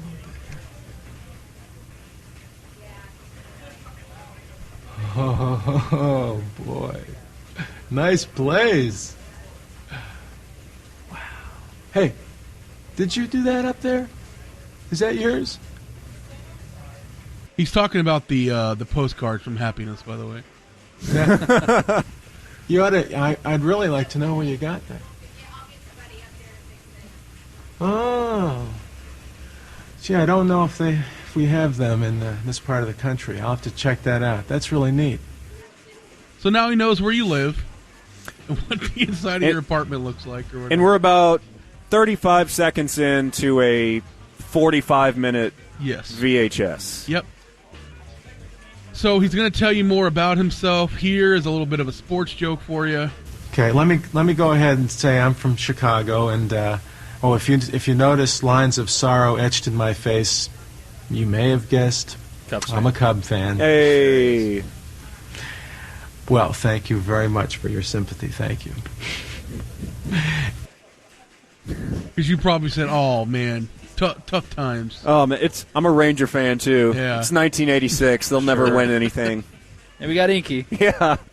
All right, so we move on here. He wants to tell you a little bit about a weird thing that he can do with his nose, and he's going to tell you all about nose grease. Here are a couple of things about me that maybe you'll fill in a little bit. My nose is rather famous. Let me illustrate for you. Watch this. Ooh. So he gets up and he just starts pushing it in like he doesn't have any cartilage in there. It's like I have a rubber nose. Did you know that? Well, you do now. Look at this thing. And my sister used to invite people over just to play with my nose and to bite my nose. Would you like to bite my nose? No, not really. No, I don't want to I don't want to look at your nose. It sounds like a kink that this dude has that he's trying to get normalized. Like, it's the whole thrust behind this video. Is this supposed to be comedy or self-help? It's or supposed horror? to be, just something to get you through a day. Oh. Who produced this? Like, who said, you know what? Great idea. Let's get all these VHSs out the door. Well, it wasn't ASAP like with Universal. Sam. I think he had to go independent for this. Yeah. And also nose grease. Nose grease is, how should I say, very important to me. I don't know. I like nose grease, and I like to wipe it on glass. He's wiping the end of his nose and getting like this film off of it. You know, like I could wipe it right on your screen if I wanted to. Gross. But I'm not going to do that. But I mean, it's silly. You know, you ever like to press your face up against? How about this one? You ever do this? You ever do that one? Oh, hey, bus driver, I'm stuck. Oh, I feel like Pee Wee Herman. Forget I ever did that. I'm sorry. Hey. But I mean, that's something that I used to do too. And with a pliable face, you know, you can get away with murder.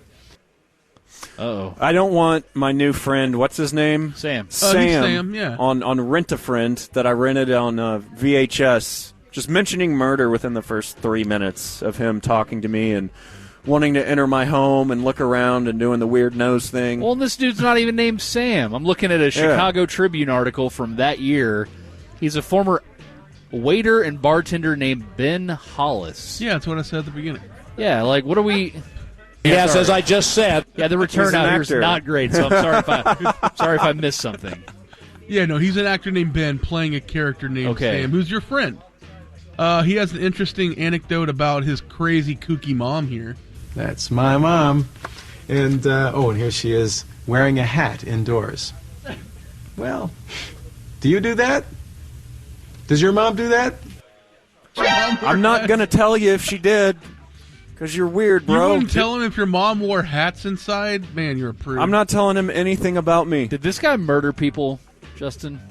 I mean, he is still active to this day. I subscribed to his Substack earlier for $8 so I could get a write-up about this whole thing. Here he is. He pulls up his yearbook. He wants you to find him in there. And this guy he absolutely loves making noises. Now, I'm somewhere on this page. What do you think? Which one? Oh my God. You got to find him.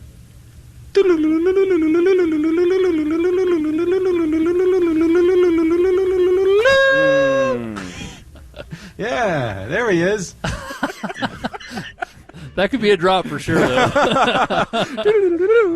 We're trying to search for something, figure it out. Here he is again with another crazy noise.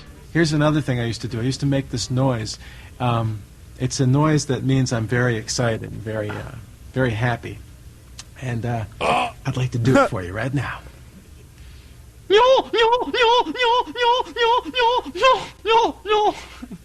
I mean, isn't that nuts? Yeah. But I was a kid, remember? I was a kid when I was doing this. This is the kind of noise I made when my sister's dates would come to the house. They'd knock on the door. I'd run downstairs and be excited to greet them. And I'd open the door, and they'd say, "Hi, is Mary there?" And I'd go, "No," and I'd just run upstairs after her, you know. Yeah. Man. Yeah.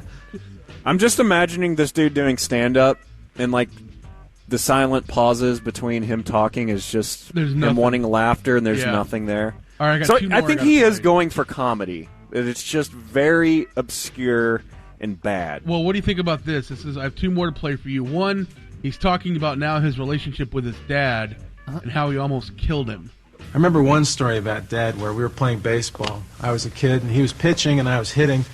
And I hit a line drive, caught him right in the gut, and knocked him over. And it's like, not knocked him, yeah, it did knock him over. He fell down, actually. And I felt so funny. It was like, instantly, I felt like, oh my God, I've killed my father. And then at the precise moment I felt that, I was thinking, hey, I'm a pretty powerful little guy. And then I felt guilty. It was like, just like triple whammy, you know? Man, have you ever, I don't know, is there guilt in your family at all by any chance? What? Going pretty deep there. I doubt he barreled a baseball. A guy you met 20 minutes ago was like, hey, is there any guilt in your family? He's 102 off. This is a sting operation. All right, one more here. Towards the end of it, he wants to play a game with you called Blockhead, where you build this like Jenga-like tower out of blocks, but obviously he has to make them for you. So he's like, "You want this piece? Okay, here you go." And if you end up breaking the tower, you yell Blockhead, and he absolutely loses his mind here. Okay, I think I can place that for you. And now I'm on your side now. Very careful.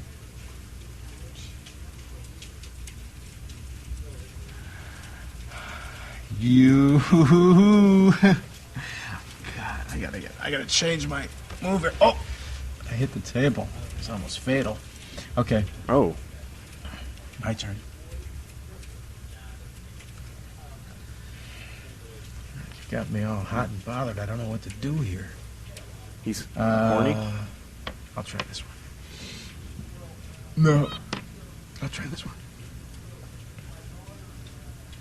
What is happening?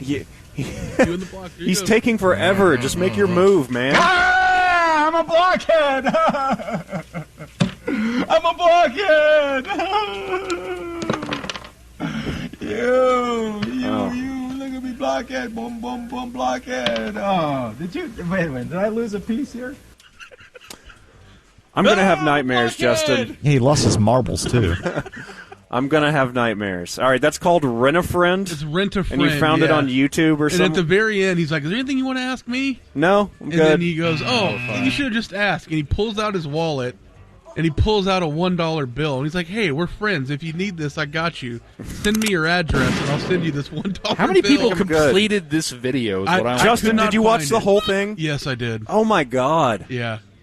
He's my buddy. Me and Sam are going out later. Well, Justin, we're your friends, too. If you need a friend, don't get Rent-A-Friend because he might kill you. Just talk to the sweet spot. I'm a blockhead!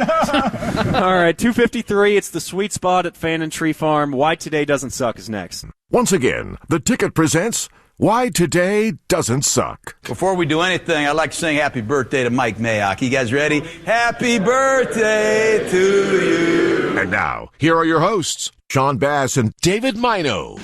Hi. Hey, weird ass. Uh-oh. It's the sweet spot. It's the ticket takeover at Fan and Tree Farm. All trees this weekend through Monday, tax-free. P1s get a 10% discount, so come get you a tree. And 3 o'clock, it's Rent-A-Ham. Thank you, Mino. Eatsies Market and Bakery and GimmeTheVin.com brings you Blockhead Monty. Ah, I'm a blockhead! I'm a blockhead!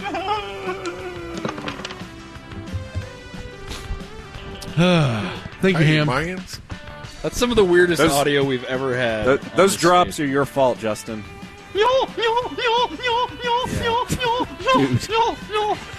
As I was driving up here in what could be considered tough weather. Yeah, it's a little tricky. I was so creeped out by what I was hearing. The weather and the hail didn't even bother me. I was just bothered by my radio. The moment we started playing that, the first clip is when it just started opening up, downpouring. Yeah. And it just felt like it was Justin cursing us. Yeah. You're welcome. Thank you. But it was awesome. He does what he can. By the way, my T-shirt that Ham bought me came in today. I'm now the proud owner of a North Texas Grandpa T-shirt. Okay. Oh, congrats. And I told him, you got to dress for the job you want. Papa Monto. So I'm stoked. God, what a great gift. My brother-in-law and I used to do that with each other. With her grandma. Send each other gifts like that, like favorite great aunt and you're a wonderful black teenager. Yeah. I would always give my dad an ebony Father's Day card. Well, they're the hard line. Bob, Corby, and Dave. They're out there at Fannin, partying, getting the tree on. Today is Wednesday, May 22nd, 143rd day of 2024. 223 days left in the year. Get your tree on this date in 1843, we had the first wagon train departing from Independence, Missouri to Oregon with 700 to 1,000 migrants. Have you ever run a wagon train? They made a video game after that. Video game. Run a wagon train? What does that mean? Like I'm Is it in like a charge normal of it, or is that a train? race? It's like running a almost train like out a- on the prairie. It's more. It's really more like you pull a wagon train, I think. Yeah. Were there any people dragging wagon, as Donovan may say, on that wagon train? It is a wagon And Wednesday, how many Corby. of those that were dragging wagon died of dysentery? Right. Everyone on the Oregon Trail died of dysentery. Yeah. They had some bad It was a whole nother generation of people who made it to the other end. In 1906, the Wright brothers were granted a patent for their, quote, flying machine, having applied for one 3 years earlier. See? And then buses Was this the one they pedaled? Those Yeah, this is the and the wings would flap. Right. The airplane wings were made of real bird feathers. It all just looked so cartoonish because of the film back then. It was so sped up looking. There's no way they thought that would work. Right. And flying machine sounds like a stoned Corby word when he can't find the word airplane. Airplane, Like yeah. we went up to Red Rocks and we got on the flying machine at DFW. This is all because of space rockets. That's it. And I wasn't high. So they came up with that before they came up with the term airplane is flying machine. What if we just stuck with that? It's not bad. I'm taking Flying the flying machine to Denver. It is. That's what it is. Yeah. In 1933, we had the first modern sighting of the Loch Ness Monster. Nessie. Underwater ally. I think if I could have my pick That's the one. of all the monsters that I want to be real, Right there with you. the Loch Ness Monster. Not the big feet. Yeah, what about... Yeah, or it's Bigfoot. No. There was something as a kid. The Loch Ness Monster was so creepy. It may be because those dumb pictures that surfaced, and it was always foggy. And she's our underwater ally. She is. This was way before that. And there's reports of other monster-type creatures in lakes and... Yes. Have you inquired with the Yeah. Nessie Alliance about this? I wanted to believe so bad. Man, I don't know. Bigfoot would wander into your camp, and he might start running amok, but you just toss him a bag of beef jerky, and all things are settled. Right, and Nessie... Nessie is probably as big as like 100 Sasquatch. Oh, yeah. Nessie is, you mean. She's like the size of a 18-wheeler. She's like the size of a flying machine. Imagine Yes. Nessie at 3-Tech. Yeah. So that played well out here. Yeah. You're winning games. Yeah. The Cowboys Fan may and still only crowd. win 3 games. Or playing goal in a Geico ad. Okay. Like, could Nessie It's a lake monster. protect the net tomorrow night? 5-hole. Yeah. Just It's a put her to pretty sleep. lake monster out Let there. her No lay there. sleepies. In 1939, Germany and Italy formed the 1936 Pact of Steel Alliance, also known as the formation of the Axis powers. She played butterfly style. It's kind of... In 1942, Mexico declared war on Nazi Germany and Japan. Mexico. Mexico declared war on who? Nazi Germany and Japan. Oh. You're welcome. Did they get involved? Yeah. No, you're welcome. Thanks for the contribution. Yes, as I just said. De nada, some might say. Whoa. Do you think Did they have the catering trucks at Normandy? Do you think that... Just flinging flan at them. Did that tip the scales, though, like, finally in our favor? Like, We surrender. Raise the flag. I just know our craft services were better. Raise the white flag. Guy comes running out with sopapillas. Just balling a cup to them to death. Thought this was over. Yeah, people Teach don't us this in remember. history class. You don't Yeah. remember all the sombreros on the beaches of Normandy. No, the mariachi band as the U-boats were People don't approaching. remember that. Playing them into war. Right. In 1960, an Here they earthquake come. of magnitude 9.5 struck Chile, claiming 1,600 lives. Keep playing the music, though. That probably was playing while the ground was shaking beneath them. But then And, it goes further into the distance as they go down the crevasse. Into the Middle Earth. So did Texas steal our flag from Chile? Like, did we take the idea? Because it's the exact same flag. I honestly don't think that What are whenever you saying? Texas became a state in 1836 that we knew what Chile was. It's just a huge coincidence. Yes. You don't think they played Risk? Mine doesn't have. No, beans they in didn't it. play Risk, and the World Cup was not as big back then as it is now. They didn't have globes on their wagon trains. Yeah. They didn't have Google Earth? No. To them, Chile was Santa Ana and his Bob, boys. their Wi-Fi was nowhere near strong enough back then. In 1980, the video game Pac-Man was created by Toru Iwatani in Game Japan. changer. Life changer.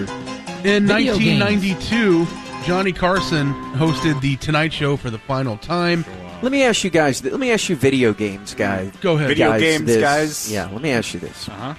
Video because games. I was a top 5 Pac-Man player in 1981 Did you have Pac-Man fever? Top 5 human beings. Top 5 what? at Pope Elementary. Would that translate into me being really good at like Call of Duty right now? Guys, can I handle this one? No. Absolutely not. You were playing against plumbers. Swag would Yeah. call you a bitch and knock you off the map. Did you ever transition to Miss Pac-Man? I did. Got him. See you, Monty. No, he just tucked. So when you put in Did you your have to initials, do- did you do did something you have to fun do like hormone ASS? Did you have to do hormone therapy? No, he couldn't commit. No. Sketch would mop the floor with you. All right. Sketch my ass. Bitch. No, I'd rather not. Ham will do Do I that. have to trace it? No. Wait till later in this segment, and you might get a artistic impression. Monty, could you take Sketch and Madden? Yeah, dude. No, you couldn't. I'd take his ass. Monty No. was a regional tournament player. I got Where did the we see hardware. Sketch? What do you think Sketch is? Where did we see Sketch? At Leave the At the Tiger game. The Tiger The game? Tigers and then, game, yeah. And then on the Did he podium? throw out the first pitch, or he was just in a no. suite? He's in a or something? suite, but I mean, you would have thought. And then on the podium for the Texans pick. Yeah, He's been a regional player for the last 10 to 15 years, really. Are any of those meeting Kevin James? No. Dude, Kevin James Sure. wants to meet Sketch. Sure. But every kid that was at Comerica Park under the age of 14 knew exactly the hand signs. Which that was Sketch what, like doing. 9 kids? Brett was pretty impressed. No, Ah, so were it my goes to the kids. They Tiger thought that games. like it was. I mean, The Rock was there. Whoa. I don't know why I used him as the reference. You're talking about Oh my Hobbs. God, The Rock is at the Tigers So game. is Daddy going to try to book Sketch now? In That could be- 2011, You a should. tornado devastated Joplin, Missouri, claiming at least 159 lives. Spent a lot of time That's in what he Joplin. gets for wearing blackface. In 2020, Full House star Lori okay. Loughlin and her fashion designer Oh, husband, cool. Massimo Giuliani, pleaded guilty to paying $500,000 to USC as part of a college admissions bribery scheme. And then she P1 would star on birthdays. Curb Your Enthusiasm. Yeah, Did you have it to had a drive through handicap Joplin to get sticker. to Wisconsin? Oh, yeah. That's, Really? That's the let's bunker down here. Hey, Monty, Or please hunker wish down here, a I happy suppose. birthday to They had a P1 good Daniel. You're like, let's just. They got to have an Applebee's. His They leader probably. Every Our Midwest David town has an Carradine. Applebee's. Hey, Monty. Yeah, I have something important to tell you. Oh. go ahead. Uh-oh. Okay, I don't have all the details of this because Is this a that's Mavs trade? No, No. the Mavs Would pulled that- off a would big. that be trade. weird? LeBron James. I feel like I have to tell Monty this. So I woke up this morning Grab a brush, put a little makeup. and I feel like, you know, you have that sense you were dreaming. And then you reach down. Oh, God, thank God I have both legs. Monty was in the dream, and I don't mean any offense at all by this. Here No. comes something really offensive. No, not at all. But my mind had tied together Monty and Cartman. That Casa Bonita. I think so. That Monty was playing the role of Cartman in my dream. I In think. your playlet? Yeah, like Why it would was I like be offended by that? I don't know. I mean, don't- if we're going to maybe cast, Cartman would be offended. I don't know. if we're going to cast South Park at the ticket, Yes, then Monty is Cartman. and my That's a brain, grand. That's At least I'm not my Timmy. brain grand slam. tied those two things together. So was Monty cartoon Cartman with Monty's voice? Or No, did I it feel still like- sound like No, I feel like real Monty was somewhere in the story, and we were referencing him as Cartman. I was Cartman. Was he poking you with a nightstick saying, "You will respect my authority"? Cartman of the hardwood. It's very So in your little dream, who would Donovan in play my little dream. in South Park? He was Stan. Oh, Interesting. Tally. I thought his name See, started with a he T. went the other way. All right, P1 Daniel, leaders are You can David have your own Carradine, dreams. Roman Polanski, and Tyler Sagan. For his birthday, he likes Sean Bass to put his butt in him again and hear a cut of fake Grego over cussing Ricky Henderson. That from P1 Brett. Birthdays today. Ricky, do you need to take a Is Davey sitting down? So good. I am. Dave. Davey, today is the 65th birthday Robert Smith of Morrissey. I've come to wish you an unhappy birthday. Do you think he 'cause has? you're evil and you lie. You think he's got a lot of friends over tonight and you think he's balloons and bring things your own like that? pillow? Yeah, it's going to be a real festive party with All right. all the people that still Michael like him. Kelly's 55. They got Fudgy the Whale. Do you think he's watching Game 1? Sean Gunn's 50. Turning 28 today is Melissa maybe Moore. Maybe a cookie puss. Oh, yeah. Melissa This Moore is is from Richardson, Texas. She's been in 410 films. She's from Richardson? Richardson? She was discovered at Bone Daddies. Okay. She was in films I've such discovered as at Bone Daddies, too. Bangin' Daddy and the Caddy, Discovered? Bothered by the Bush, Like, hey, you're into this. Why Punish not Me, take Please, 40 more steps?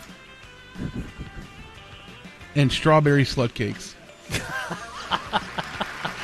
Tommy John's 81. Like, how do you get... Oh, he had that surgery. Apollo You're a Antonelli, waiter. 42. She's a waitress. Yeah, but they have all their bazungas out Yeah. at Bone Daddies, bruv. Yeah, that's like... Novak Djokovic is 37. Ezekiel Duran, 25. Born on the State Now, dead. She went up T-Boone to the Pickens. owner and said, "Where's your bone, Daddy?" Harvey Milk. Ted Kaczynski. Dale on the State still dead. Supermax. Jerry Sloan.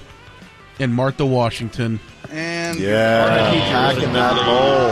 And have fun with the photo of Melissa Moore, Corby. Hi. Hi, Ben. D-A-T-H. What does that spell? Death, death, death, death.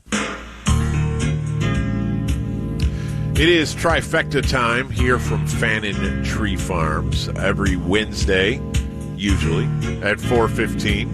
Usually, we take a look and see who has passed and whether they deserve a spot in the 3-bedroom apartment in the sky.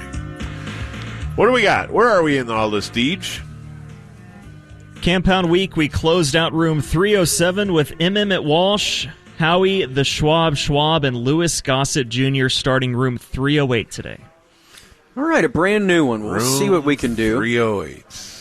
And see if we can get this hellraiser of a guitar player and singer into that 3-bedroom apartment as we try to induct Dickey Betts, who passed away a couple of weeks ago at the age of 80 at his home in Osprey, Florida. He, the legendary guitarist and vocalist for the Allman Brothers Band.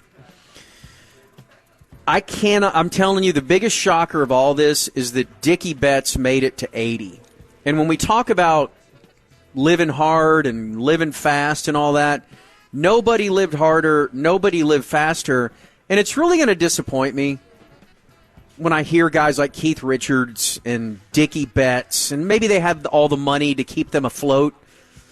But it's really going to piss me off if we all start dropping before those guys. And I get it, you know, you get the wild card cancer and things like that, but that guy made it to 80. That guy was addicted to damn near everything that was on the planet. Love? For his whole life. He was battling all these things, and he made it to 80, so it was a life well lived. Maybe drugs kill cancer. Well, they do, Dave. Are you talking about like heroin, though? Yeah. Like maybe it retards the cancer. right. Or maybe scotch. If you just never quit drinking it. Yeah. It pickles the cancer and it can't grow. So the Allman Brothers were just that. A couple of brothers that put a band together in... Mark Almond? No. in the late 60s. All from Panhandle, Florida, which makes a lot of sense. And they are White Trash Riviera. They are the pioneer Southern rock band, although they hated that. Rednecks. They all wanted to be known as just a rock and roll band, but because they were from the South and because there was a tinge of country in some of their songs, even though they were a flat-out loud rock and roll band. Couple of drummers, a couple of lead guitar players, and Dickey Betts is one of the lead guitar players. And when you look at like the Rolling Stone list of greatest guitar players ever, at number 2 or 3, almost every list is Duane Allman. And Duane Allman, one of the Allman brothers, Greg is the other one. Duane played the slide guitar, and he died in the early 70s before the band even really took off.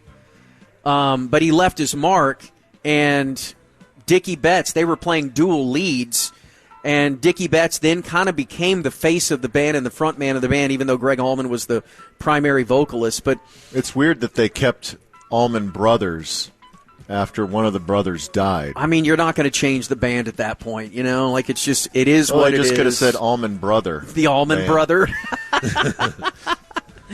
But they were, yes, along with, they predated Lynyrd Skynyrd. They wrote songs that were infinitely more powerful and not as cheesy as Lynyrd Skynyrd, and they didn't adopt... That's editorializing. Well, they didn't adopt the whole Skynyrd persona. They didn't have stars and bars behind the drummer. They didn't play with the Confederate flag proudly hanging. Yeah, that wasn't their style, man. The Allmans were a classic jam band that had Southern roots and jazz roots and funk roots and rock and roll roots and all of it, and it all kind of combined to make them one of the premier badass live bands that I have ever seen. And there was a run there in the late 80s, early 90s when they reformed up until about 2000 when Dickey Betts got kicked out of the band once and for all. This was 24 years ago, so he would have been in his late 50s. But, I mean, at that point they were like, dude, we can't party like this anymore, man. We just can't do it anymore. And they had a huge falling out, and that was really the end of it. I think that they made up personally. But Dickey Betts was, in the last 20 years of what the Allmans did, not sure the last show that they played, but they were kind of cooked at that point. Well, when he passed away and we mentioned it on the show the next day, there was the note that, because a lot of musicians, like, they are in it for the music. They are passionate about the music. He was passionate about the lifestyle. Yeah. That as gifted as he was, it was a means to an end. That he grew up as a kid in Florida playing like banjo and ukulele, but then he heard Chuck Berry and he saw that chicks dug rock and roll, and so he's like, I'm going to play guitar. Yeah, yes, and he did it for the girls. And it worked. He was married. He was married, I believe, 6 times. So he had that going for him. It's got me beat. Yeah. Oh, dude, you're a rookie compared to him. He knows marriage. He knows when you've had this many. The ins and outs of marriage. He's addicted to love. He had this huge Old West mustache, like a gunfighter type mustache. He did an early interview with Cameron Crowe. The Cameron Crowe back in the 70s when Cameron Crowe was writing for Rolling Stone as a teenager. And then when Cameron Crowe made Almost Famous, I can't remember the actor who played, but Billy Crudup. It was Billy Crudup. Yeah. He was Dickey Betts. So that's who Cameron Crowe. Like, the character wasn't named Dickey Betts, but it was based on Dickey Betts. He was Dickey Betts. And so the songs that he had, you know them. They may beat you down, but they are some of the biggest songs in rock and roll, including the one that I could do without for the rest of my life. But this is the Allman Brothers' biggest hit. It's Ramblin' Man. Yeah.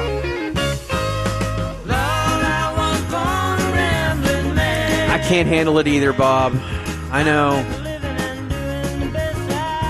And I don't think he ever thought that this song would reach the heights that it did.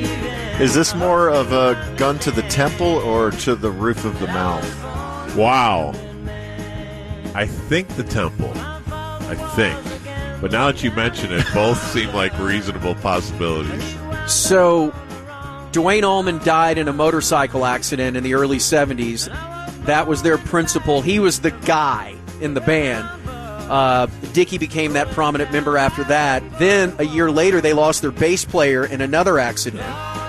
You think like Spinal Tap? Seriously, you think that like fast cars and fast motorcycles and hard living That Molly played into that. Yeah, no penalties for driving drunk and no seatbelts in cars. I mean, there's a good chance they had a bottle of whiskey in their hands, drinking it while going 100 miles an hour on a motorcycle with no helmet. Like, that was the way they lived. But after they got back together and were like, well, we're not stopping. They made the album Eat a Peach, and the song Blue Sky.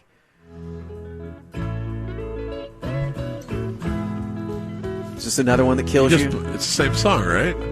You just change the speed a little bit? No, it did kind of sound like it, though. Yeah. I just don't think this is my genre. It's okay. The Molly Hatchet, Leonard Skinner. Yeah, look, Allman you know what? Brothers. The thing is, the Allman Brothers have a place at the. They win the gold medal, all right? And then the Of other that group? Oh Okay, God, yes, okay. by a freaking landslide. And then everything trickles down after that, and it did get ridiculous. It got so hayseed. Just when Look we- at us, country music. I know it's changed over the course of our lives, but when I originally discovered classic rock, like a station that said we're doing classic rock, these songs were playing all the time. Yeah, right. You're exactly right. This and the Eagles. They dominated classic rock. Skinner was a part of that too. Because at first I was very More much so against than like the genre. More so than like Zeppelin and the Beatles and the Stones. Yes, right. Yeah. You would hear this. Creedence. Right. Yes. Yes. Creedence was huge. 100%. Yeah. And then the thing is, BTO. like these radio hits that they had, I couldn't stand them. But then I'd go see them live, and I was a huge consumer of like all of their albums. And this song, Jessica, it's an instrumental. Don't play that, jerk. So crank this up. This is Dickey. He wrote the whole thing. And you tell me this isn't a fun jam.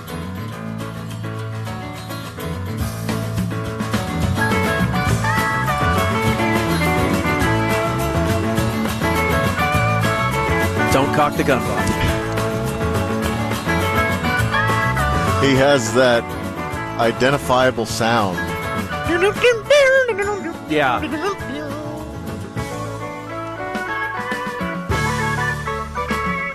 And the other day when I was up at Red Rocks seeing Isbell, there was a wow. Bingo.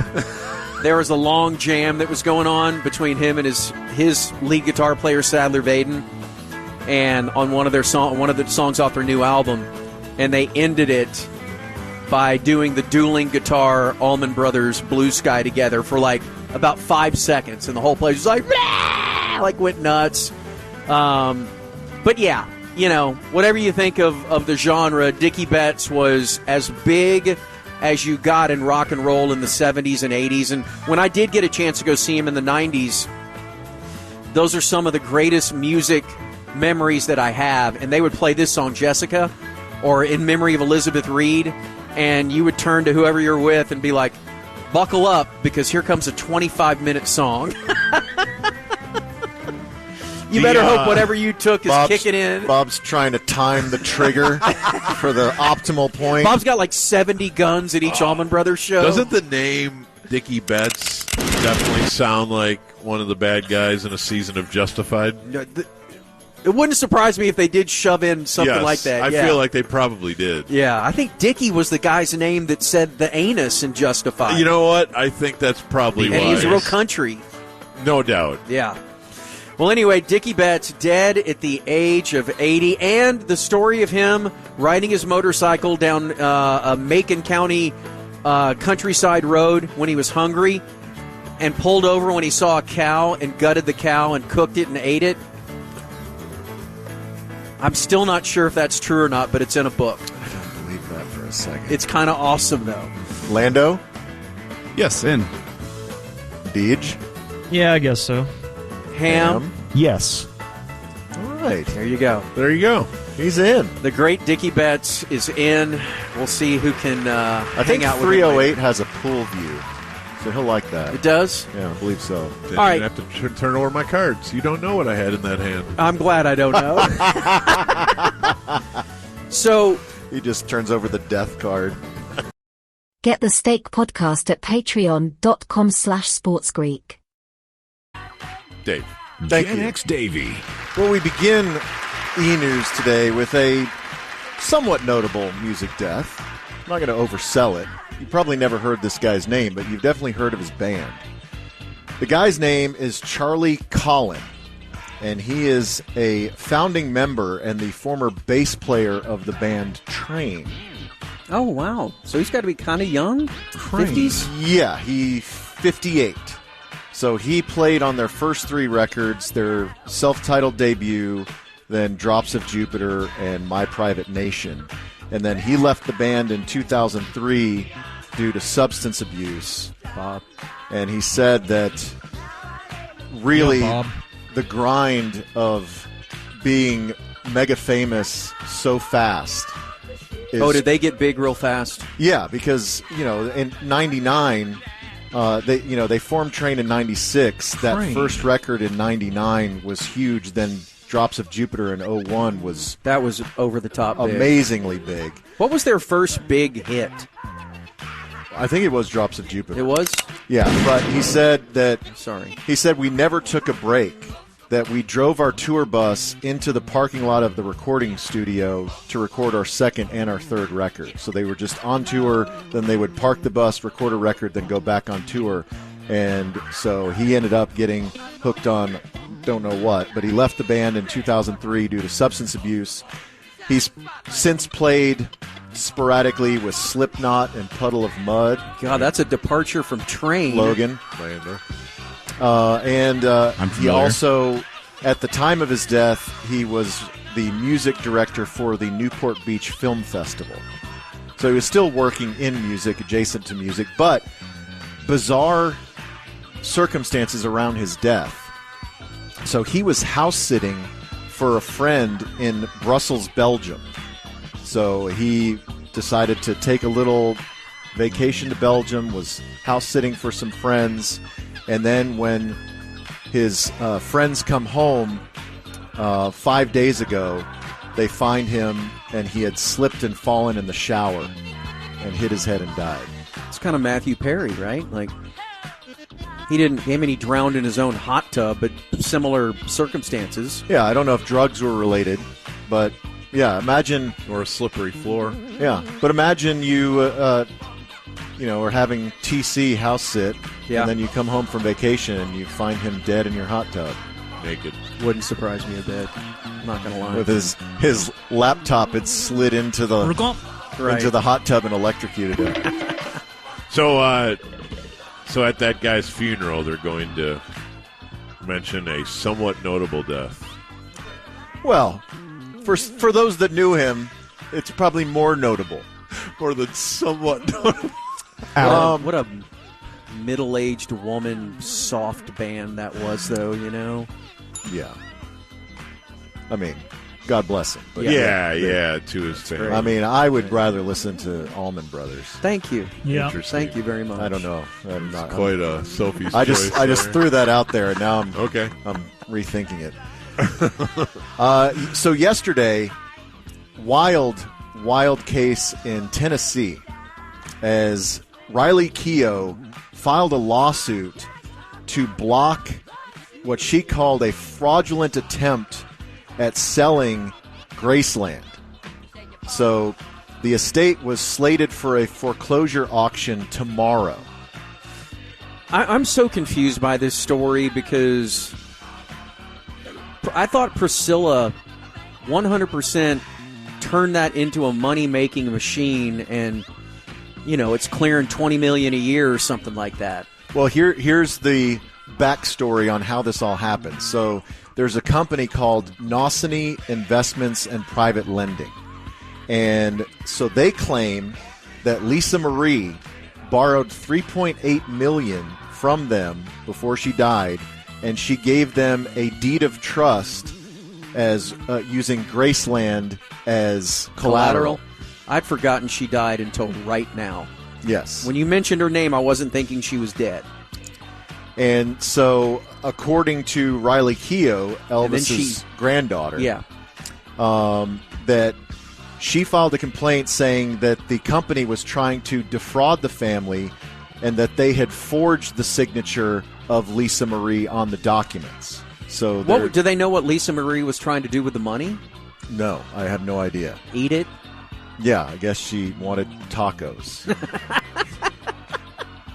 So the judge yesterday blocked the foreclosure auction, saying that the estate is considered unique under Tennessee law, and so the loss of this real estate would be considered irreparable harm. So they've blocked it, and so now the lawsuit that Riley Keough filed is going to go forward, saying that they forged Lisa Marie's signature, that this whole agreement is fraudulent. Have y'all been? No. Have you been? No. Man, it's a piece of American history. You know, it ain't that great. It's a lot smaller than you would think, but it's really cool. I mean, it's freaking Elvis's place. When'd you go? I've been twice. Sometime in the 90s, and then sometime I was really high. I don't really remember much of it. The Graceland released a statement today saying, as the court has now made clear there was no validity to the claims, there will be no foreclosure.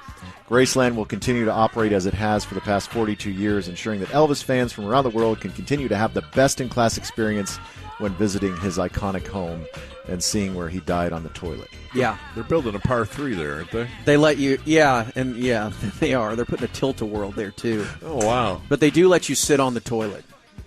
That's awesome. Yeah. That's everybody's dream. Yeah. You have to take your clothes off, though. It's really awkward. They're just kind of standing there saying, okay, there's your 5 seconds. Yeah, it's you like, can't use it either. It's like when you're Just riding sit the on it. Texas Giant and they take your photo. Yeah. Yeah. Right. Get your arms up. They ask, They ask you to, if you're impacted, make sure that you're impacted like Elvis. Yeah, make sure nothing comes out. Right. All right, today in Diddy.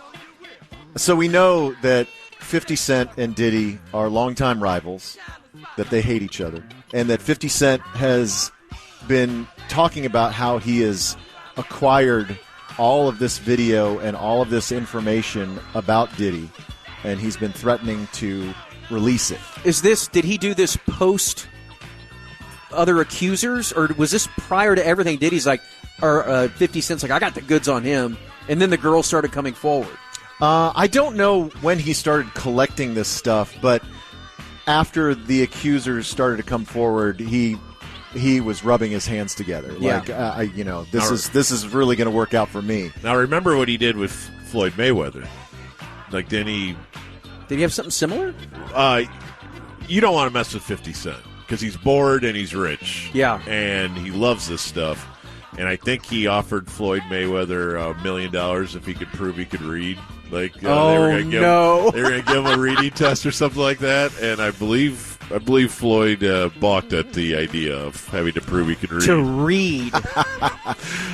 We're going to give you a children's book. God. All right, so 50 Cent, he has announced that he has a multi-part documentary. He has a production company. He has a multi-part documentary about the sexual assault allegations against Diddy, and there was a bidding war.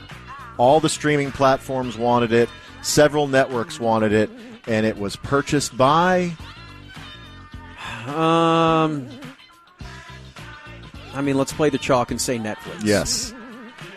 The Diddy documentary will be on Netflix, and they say sooner rather than later, that it's very far down the pipeline. So maybe this summer or early fall you'll be able to see this expose on Diddy.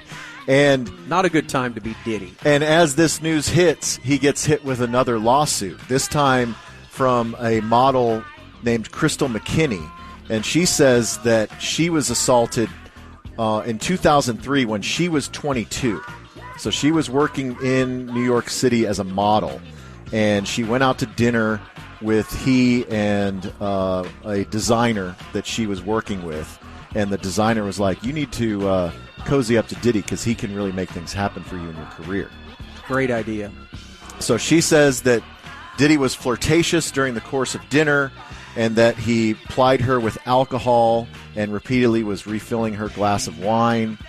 Then he gets her to come back to his studio after dinner where she was offered weed, and she says she later came to understand that Diddy had laced the joint with a narcotic. And so she started to feel like she was floating, so she didn't drink or smoke anything else. But Combs was calling her uptight and kept on trying to get her to ingest more substances. And then he took her to the bathroom, forced himself upon her, kissed her without her consent, and then did the head push. Yeah. You know, this is what I can't understand, and Cosby was the same way.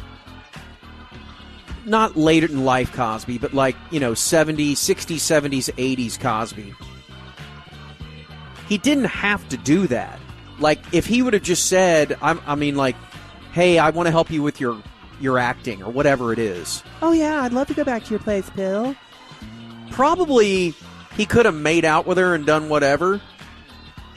Right? And Diddy the same way. Like, he probably... But he wanted insurance. Yeah, which is weird. He didn't trust his game. Yeah, no, you don't even have to have game. And you're doping these chicks up? It's so gross. All right, lastly, here is a show that Diddy is not eligible for.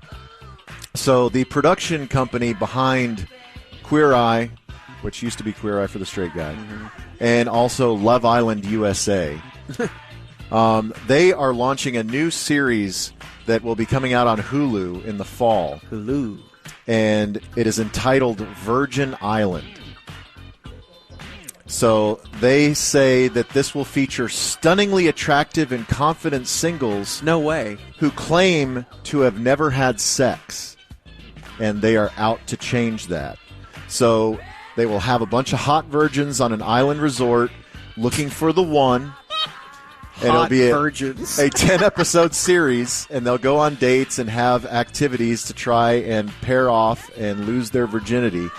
Wait, that's the goal? So they're not trying to encourage a virgin to cross over. The virgins are signing up saying... The virgins are saying they want to find love. We've had enough. They want to find love. I'm tired of being a virgin. I want to find love. But they're stunningly attractive. Yeah, and they can. You can't even believe you're a virgin. And they can't. You're way too hot to be a virgin. They can't find any suitors if they don't go to this island. Right. Yeah. So if you want to, how could they? If you are a P1 who is a virgin and wants to participate, but you're stunningly attractive. Yeah. So EA, I'm sorry. Applications for Virgin Island are open now for U.S. residents age 21 and over. Now, it's unclear how you have to prove that you're a virgin. I mean, I guess women, we could just poke up there, but... Dave? The online application asks contestants, are you a virgin? Again, Dr. Lane, I just don't know if the things that you put out there are accurate. I just don't know. I don't think your medical license has been fully approved. I trusted you for so long as my MD, but now I'm beginning to doubt myself. 2, are you a religious person? And 3, explain why you remain a virgin. There are other questions, but those are kind of like the highlights. Is that blood? If you want to be on the show and you think you have a good case on why you should be on Virgin Island and plow through all of that, then you could be on Hulu. Jeez, Lando. What happened? All right, we got to go. All right. Well, as you can see, Bob and or Dave, I am closely guarding my computer as to where you two cannot stare at my computer to see what is on there. It's not because it's pornographic in nature, Ham. This time, as I love to look at porn on remote. But show all your buddies only the watching. Gayest porn. And we dumped it too. We caught it in time. We had to dump you at Fan and Tree Farm. Although it does look like everybody's pretty happy here. That's what they came for. I don't know. I don't think so. I don't think that's what they're going to go tell their kids. But I will. Happy birthday, Van. Yeah. You think Van wanted that for his birthday? I will be giving you guys a quiz because I love doing this whenever the playoffs roll around and it's a city that I'm like, well, I don't know too much about it. I start digging in there and fishing around, and I learn all these new things about it pop culture-wise and historically. And I think, I wonder if my friends know any of this stuff. All right, each quiz we do progressively worse, and so we keep doing quizzes, Dave. Have you noticed this? Well, and see, I'm going to pair you guys up. Ham is on my team as the official scorekeeper, okay? Okay. And the official player of audio. But I'm going to put Lando and Bob together. Okay. Let's go. And then I'm going to put... Can we have Logan, too? No. And then I'm going to put two mortal enemies, DJ and Dave, together. Dangerous. And it is your... Double D. Come on, Deej. We got this. It is your job to answer these questions correctly. And we'll start... And this is a quiz-based... quiz-based quiz? Quiz-based quiz, true, false, multiple choice, audio, video, everything, all right? I've incorporated everything. Okay. So we'll go ahead and start with Dave and DJ, all right? This is your Minnesota quiz as the Timberwolves are the opponent tonight for your Dallas Mavericks.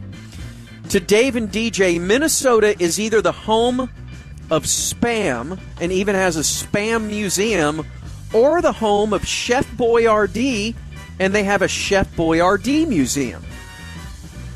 Table talk here. Allow them. I mean, I know Spam is like a Hawaii thing, but I don't know where Spam is made. Yeah, I was thinking that too. But it sounds real dumb that they would have a Chef Boyardee museum. But Chef Boyardee seems real Midwest. Yeah, it does. I'm good with that if you're good. Let's go with Chef Boyardee. The answer is Spam. Damn! I knew that sounded very dumb. Minnesota has a Spam museum. Boy, that's about as spare as it gets. And that's on you. Sizzled pork and It's not on me. It is, because your state is right there by it, and y'all... But we have border wars. I don't know. We're on the other side. I don't know. All right, Bob and it's, Lando. It's everything that you guys didn't put in the bratwurst. Then they mash it into a cube. Minnesota is the land of 10,000 lakes. Name one. But is the actual number of lakes closer to 9,000 or 15,000? The land of 10,000 lakes. Is it closer to 9? There's no helpline here. Or closer to 15? Lando, I'm just going to tell you. You probably know the answer. The propaganda out of that state is ridiculous. It's infinite, and I'm positive they're going to say, it's actually closer to 15,000. So but wouldn't they then be the land of 15,000 lakes? Well, they just can't prove it. It's difficult to pin down. Like, is this one lake or two? Right, because they kind of connect. They got married and have a baby lake. So I'm going to say, as irrational as it sounds, Lando, I want to go 15. All right, let's go 15. Ding, ding, 15,000. Actually, there are about 14,000 lakes that are 10 acres or more, if that's vague enough for you. Okay. Right? Whatever. Say, just whatever. God, he hates Minnesota. It's unbelievable. Some of the lakes are pregnant, and next year it'll be 15,000, whatever. All right, because of these lakes, Dave and DJ, does Minnesota claim to be the home of water skiing, where that sport was invented? The home of water skiing. Yes. Was water skiing invented in Minnesota? Twiggy, the water skiing squirrel. No squirrels involved. Squirrel water skiing is originally from Korea, we know that, so... That's True. right. Yeah, they were fleeing for a better life. Yes. Where, if not Minnesota, where would water skiing have been invented, do you think? I don't know, like Florida, somewhere cool? Yeah, Florida sounds right. I don't think Minnesotans would think that would be fun, so I would vote against that. I can't let them take credit for it. Like, I think they fish on lakes. I don't think they ski on lakes, so I'm going to say no. The first water skier ever is from Minnesota. Damn it. Yes. So they invented water skiing. So he just strapped some fence pickets to his feet? I don't know. At the first thaw. Yeah, no doubt. Let's keep skiing. We're doing terrible, DJ. You guys are getting shut out. Bob and Lando, the headwaters of the Mississippi River are in Minnesota. Yeah. How far from Minnesota, where the Mississippi River is, how many miles does it take to get to the Gulf of Mexico from Minnesota? Is it 2,500, 3,500, or 4,000 miles? Now remember, the old Mississippi is a windy bitch. Jeez. Bitch. Lando, you and Logan pick this one. Okay, it's 2,500, 3,500, or 4,000? 4,000, yeah. Shut up, Logan. Let's go with 3,500. Do you agree with that? That one feels high, but I have I've yes, given him the ball. You have. Bob, you would have been correct. It's 2,500 miles, all the way down to the shiny Gulf of Mexico. Yes. Is it possible he doesn't know how far 3,500 miles actually is? It's highly possible. All right, let's move on to the music portion of our contest. Dave and DJ, can you name, these are all bands that emanate from Minnesota. Who is this?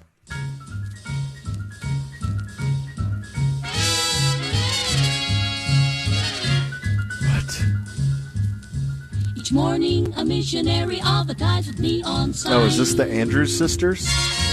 Is that your final guess? I don't know. DJ, you got a better one? I do not. Could be Heart. It's Prince.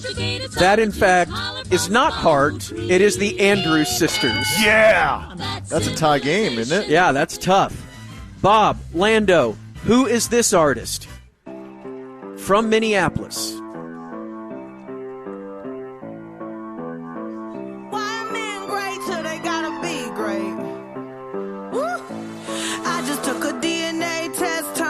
Oh, that's Creed? How have they not answered this yet? Because they're not hip like you. Oh, boy. Bob? This was playing in our hallways non-stop for about a year. I'm gonna... It's got a little something. Well, who is it? Cardi B? Would you like to accept that, Bob? I would definitely like to accept it. No, that's Lizzo. I was so close. God. It's the girl that plays the flute. You guys are so racist. The booty. That wasn't bad. All right, DJ, Dave, who is this artist?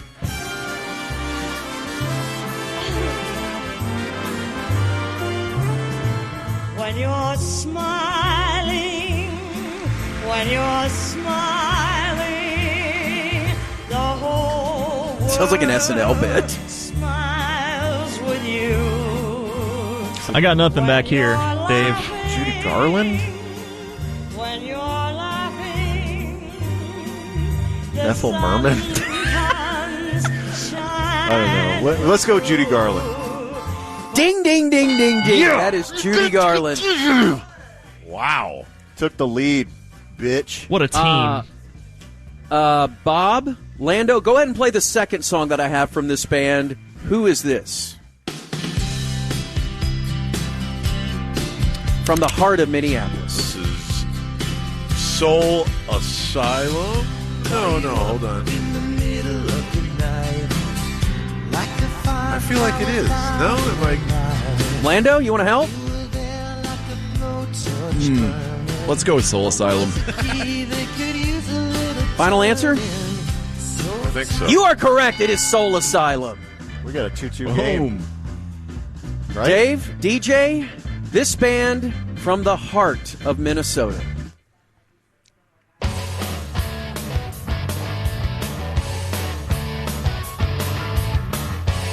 Is the Replacements? DJ? Are you confident, Dave? I'm relatively confident. All right, let's go with it. Ding, ding, ding. All right, this Americana band, Bob, is also from Minneapolis.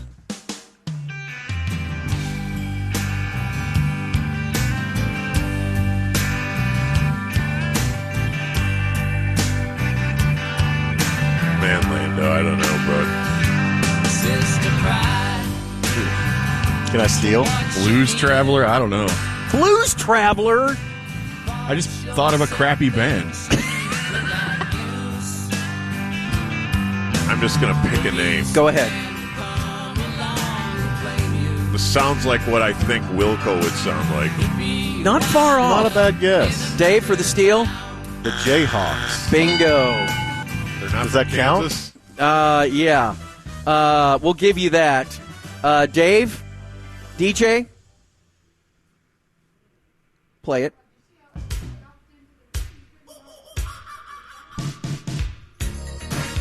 Oh, Prince.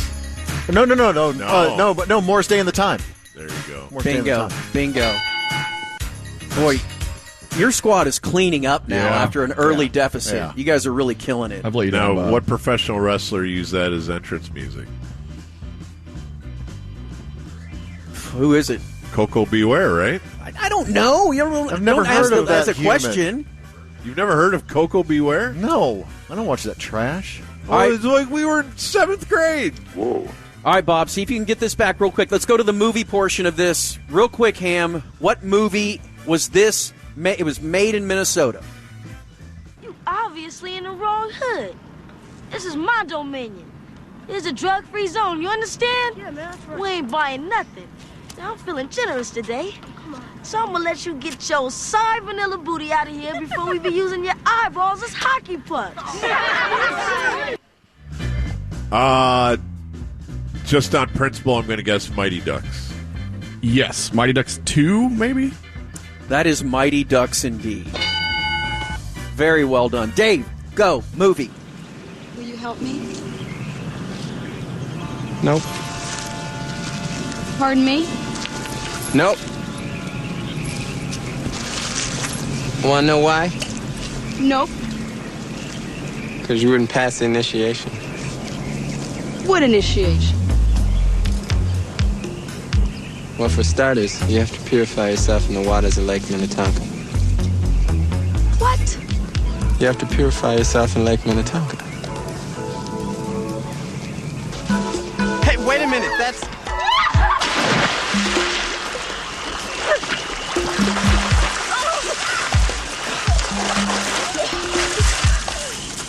Hold it. What? That ain't Lake Minnetonka. What is that movie, Dave? Purple Rain. Yes! God, you were taking so long. And finally, Bob and Orlando, what is this movie? You know, it's proven that secondhand smoke is carcinogen, cancer agent. Fargo. Hey, look at that, right. Twin Cities. Bingo. I picked the most IDS mundane big scene glass out of Fargo as they're driving in the car together. We will award the competition, though, to Dave and Buster. DJ. Let's go. Yes. Unfortunately, Bob, you were beat again. You know, I'm also a DJ. Yeah, he is. We're double DJs. Yeah. Honestly, I never had a chance. Me. Once he pulled the replacements, I knew I was beat. And Dave. All right. Before we get to American Airlines shoving their foot down their throat, 2 days we have the 2-year anniversary of the Uvalde Robb Elementary School shooting. And so 2 days before that terrible anniversary, the families of 19 of the victims, they announced today a lawsuit against nearly 100 state police officers who were part of the botched response that day back in May of 2022. Man, okay, so this was during the Western Conference Finals? Yeah, I don't know that that's copy point one. No. I'm trying to think, though, because I remember... I remember a Maverick game, but I didn't remember it being that night and just being really down about it. Was that was during the Western Conference Finals? I have no idea. Wow. So this is the first lawsuit since the Justice Department released their report in January that cataloged the cascading failures of training, communication, leadership, and technology problems that were obvious that day. Yeah. And that state troopers did not follow their active shooter training and did not confront the shooter, as we all know. They just kind of winged it. They also announced that they have agreed to, the families of the victims have agreed to a $2 million settlement with the city of Uvalde. And so city leaders have also promised higher standards and better training for local police. But the families capped the settlement at $2 million because they didn't want to bankrupt the city because they still lived there. And so the settlement will be paid from the city's insurance coverage. It's not coming out of city coffers. So a lot of money. Yeah. I'm not sure what the value of the potential value of the lawsuit against the police is, but we'll be following that story. Yeah, there's going to be a lot of money exchanging hands, and rightfully so. Okay, so American Airlines. We know the story of the pervy flight attendant, Estes Thompson, who he had taped his phone to the lifted toilet? The lifted toilet seat, and it showed that it was out of order, but then he allowed young girls to go use it, and he was recording them going potty, right? And so he would tell dudes. Yeah, he's saying, sorry, this is out of order. But then he would see a girl, and he would say, right in here, please. Yeah. And so he's charged with 1 count of attempted sexual exploitation of children, 1 count of possession of child pornography. He faces 15 to 30 years in prison. But this is not about that. This is about the lawsuits that American Airlines is being faced with by the families of the victims. And so one of the victims was a 9-year-old girl. And so in a filing today, American Airlines attorney said that any injuries or illnesses alleged to have been sustained by the plaintiff, the 9-year-old girl, were proximately caused by the plaintiff's own fault and negligence. That using the compromised lavatory on the plane, she knew or should have known it contained a visible and illuminated recording device. As a 9-year-old. Yes, that she should have seen the spotlight on the phone that was on. Yeah. And she should have known, oh, something's amiss here. I shouldn't use this bathroom as a 9-year-old. Right. So they also should start blaming kids that are given, like, Klonopin by pedos. Like, well, you should have known. It said Klonopin on there. Right. And so the family could not believe what they saw in this filing. And so the attorney for the family said, instead of taking responsibility for this awful event, American Airlines is actually blaming the daughter for being filmed. How in good conscience could they even make such a suggestion? It shocks and angers us. American Airlines has no shame. Well, it didn't take long for American to address the situation. They say it was an error. Yeah, our bad. In the legal filing. Our bad. That our outside legal counsel, so outside counsel, not internal counsel. Right. Outside counsel retained with our insurance company made an error in the filing. This included defense is not representative of our airline, and we have directed it to be amended. We do not believe this child is at fault, and we take the allegations of our former team member very seriously. Isn't it comedic, though, what attorneys, regardless of who they work for, what they will concoct to try to get their client the off? word salad that they will throw together. Just, it's unreal. Like, they get together as a think tank, and they're hired, granted, outside counsel, whatever, but obviously these people are making tons of money if American Airlines has even allowed them to be tangentially related to them, and they come up with that. Yep. It's so insane. All right, big news for you guys because you love golf. Ooh, yeah. Yeah. I mean, so much so that you believe Scotty Scheffler is completely innocent. Scotty Scheffler will not. They should not make him go to Louisville to address the false charges that have been levied against him. Well, this is not about Scotty. Okay. This is about Liv. Yes. Liv Golf will make its North Texas debut this fall. Yep. So the tour has announced that it's bringing its season-ending team championship to Merido Golf Club in Carrollton. This will be on the weekend of September 20th through the 22nd. So wait, this isn't even an individual thing? It's the team thing? Yeah, that's how they play on Live. It's all team crap. No. They play individual tournaments too, along with team. But no, it's the same thing. But I mean, they're playing individual and team in this tournament, or just team? All of them. Okay, because the way that sounds, it's just team. Okay, well, let me tell you how this is going to work. All right. So it will feature a total purse of $50 million, and the teams will be seeded 1 to 13 based on their regular season finish, and they will compete in match play, with the top 3 teams getting a first-round bye. So this is just teams. There will be. I'm pretty sure it's like this for every Live tournament. Oh. And I'm pretty sure. Well, why are they accentuating this though in the press release? Well, because Who cares? because that's their bit. They want you to buy a Cleeks hat or a whatever. Smasher, towel. So Merido has been open since 2017, and this is the first Pro Tour event that's ever been held there. But I guess it's very popular with touring pros that enjoy the challenge of the course, that when you play it from the tips, it is a challenging course. It is really, really, it can be really, really difficult. I was out there a couple weeks ago. Oh, no way. Yes, will they play this tournament from the tips? I'm guessing so. Yeah, I think they will. I don't know. Maybe Liv plays by different rules. Maybe they play the senior tees. Like, it's one of, like Bob mentioned Trinity Forest, in which he now frequents as a guest member, being the most unique course in the area. That Merido is right behind it, because you go out there and play. First off, it's in the middle of nowhere in Carrollton. It's the old Honors Club, the old Jewish country club, Colombian, that turned into Honors. You can say Jewish. Just stop it.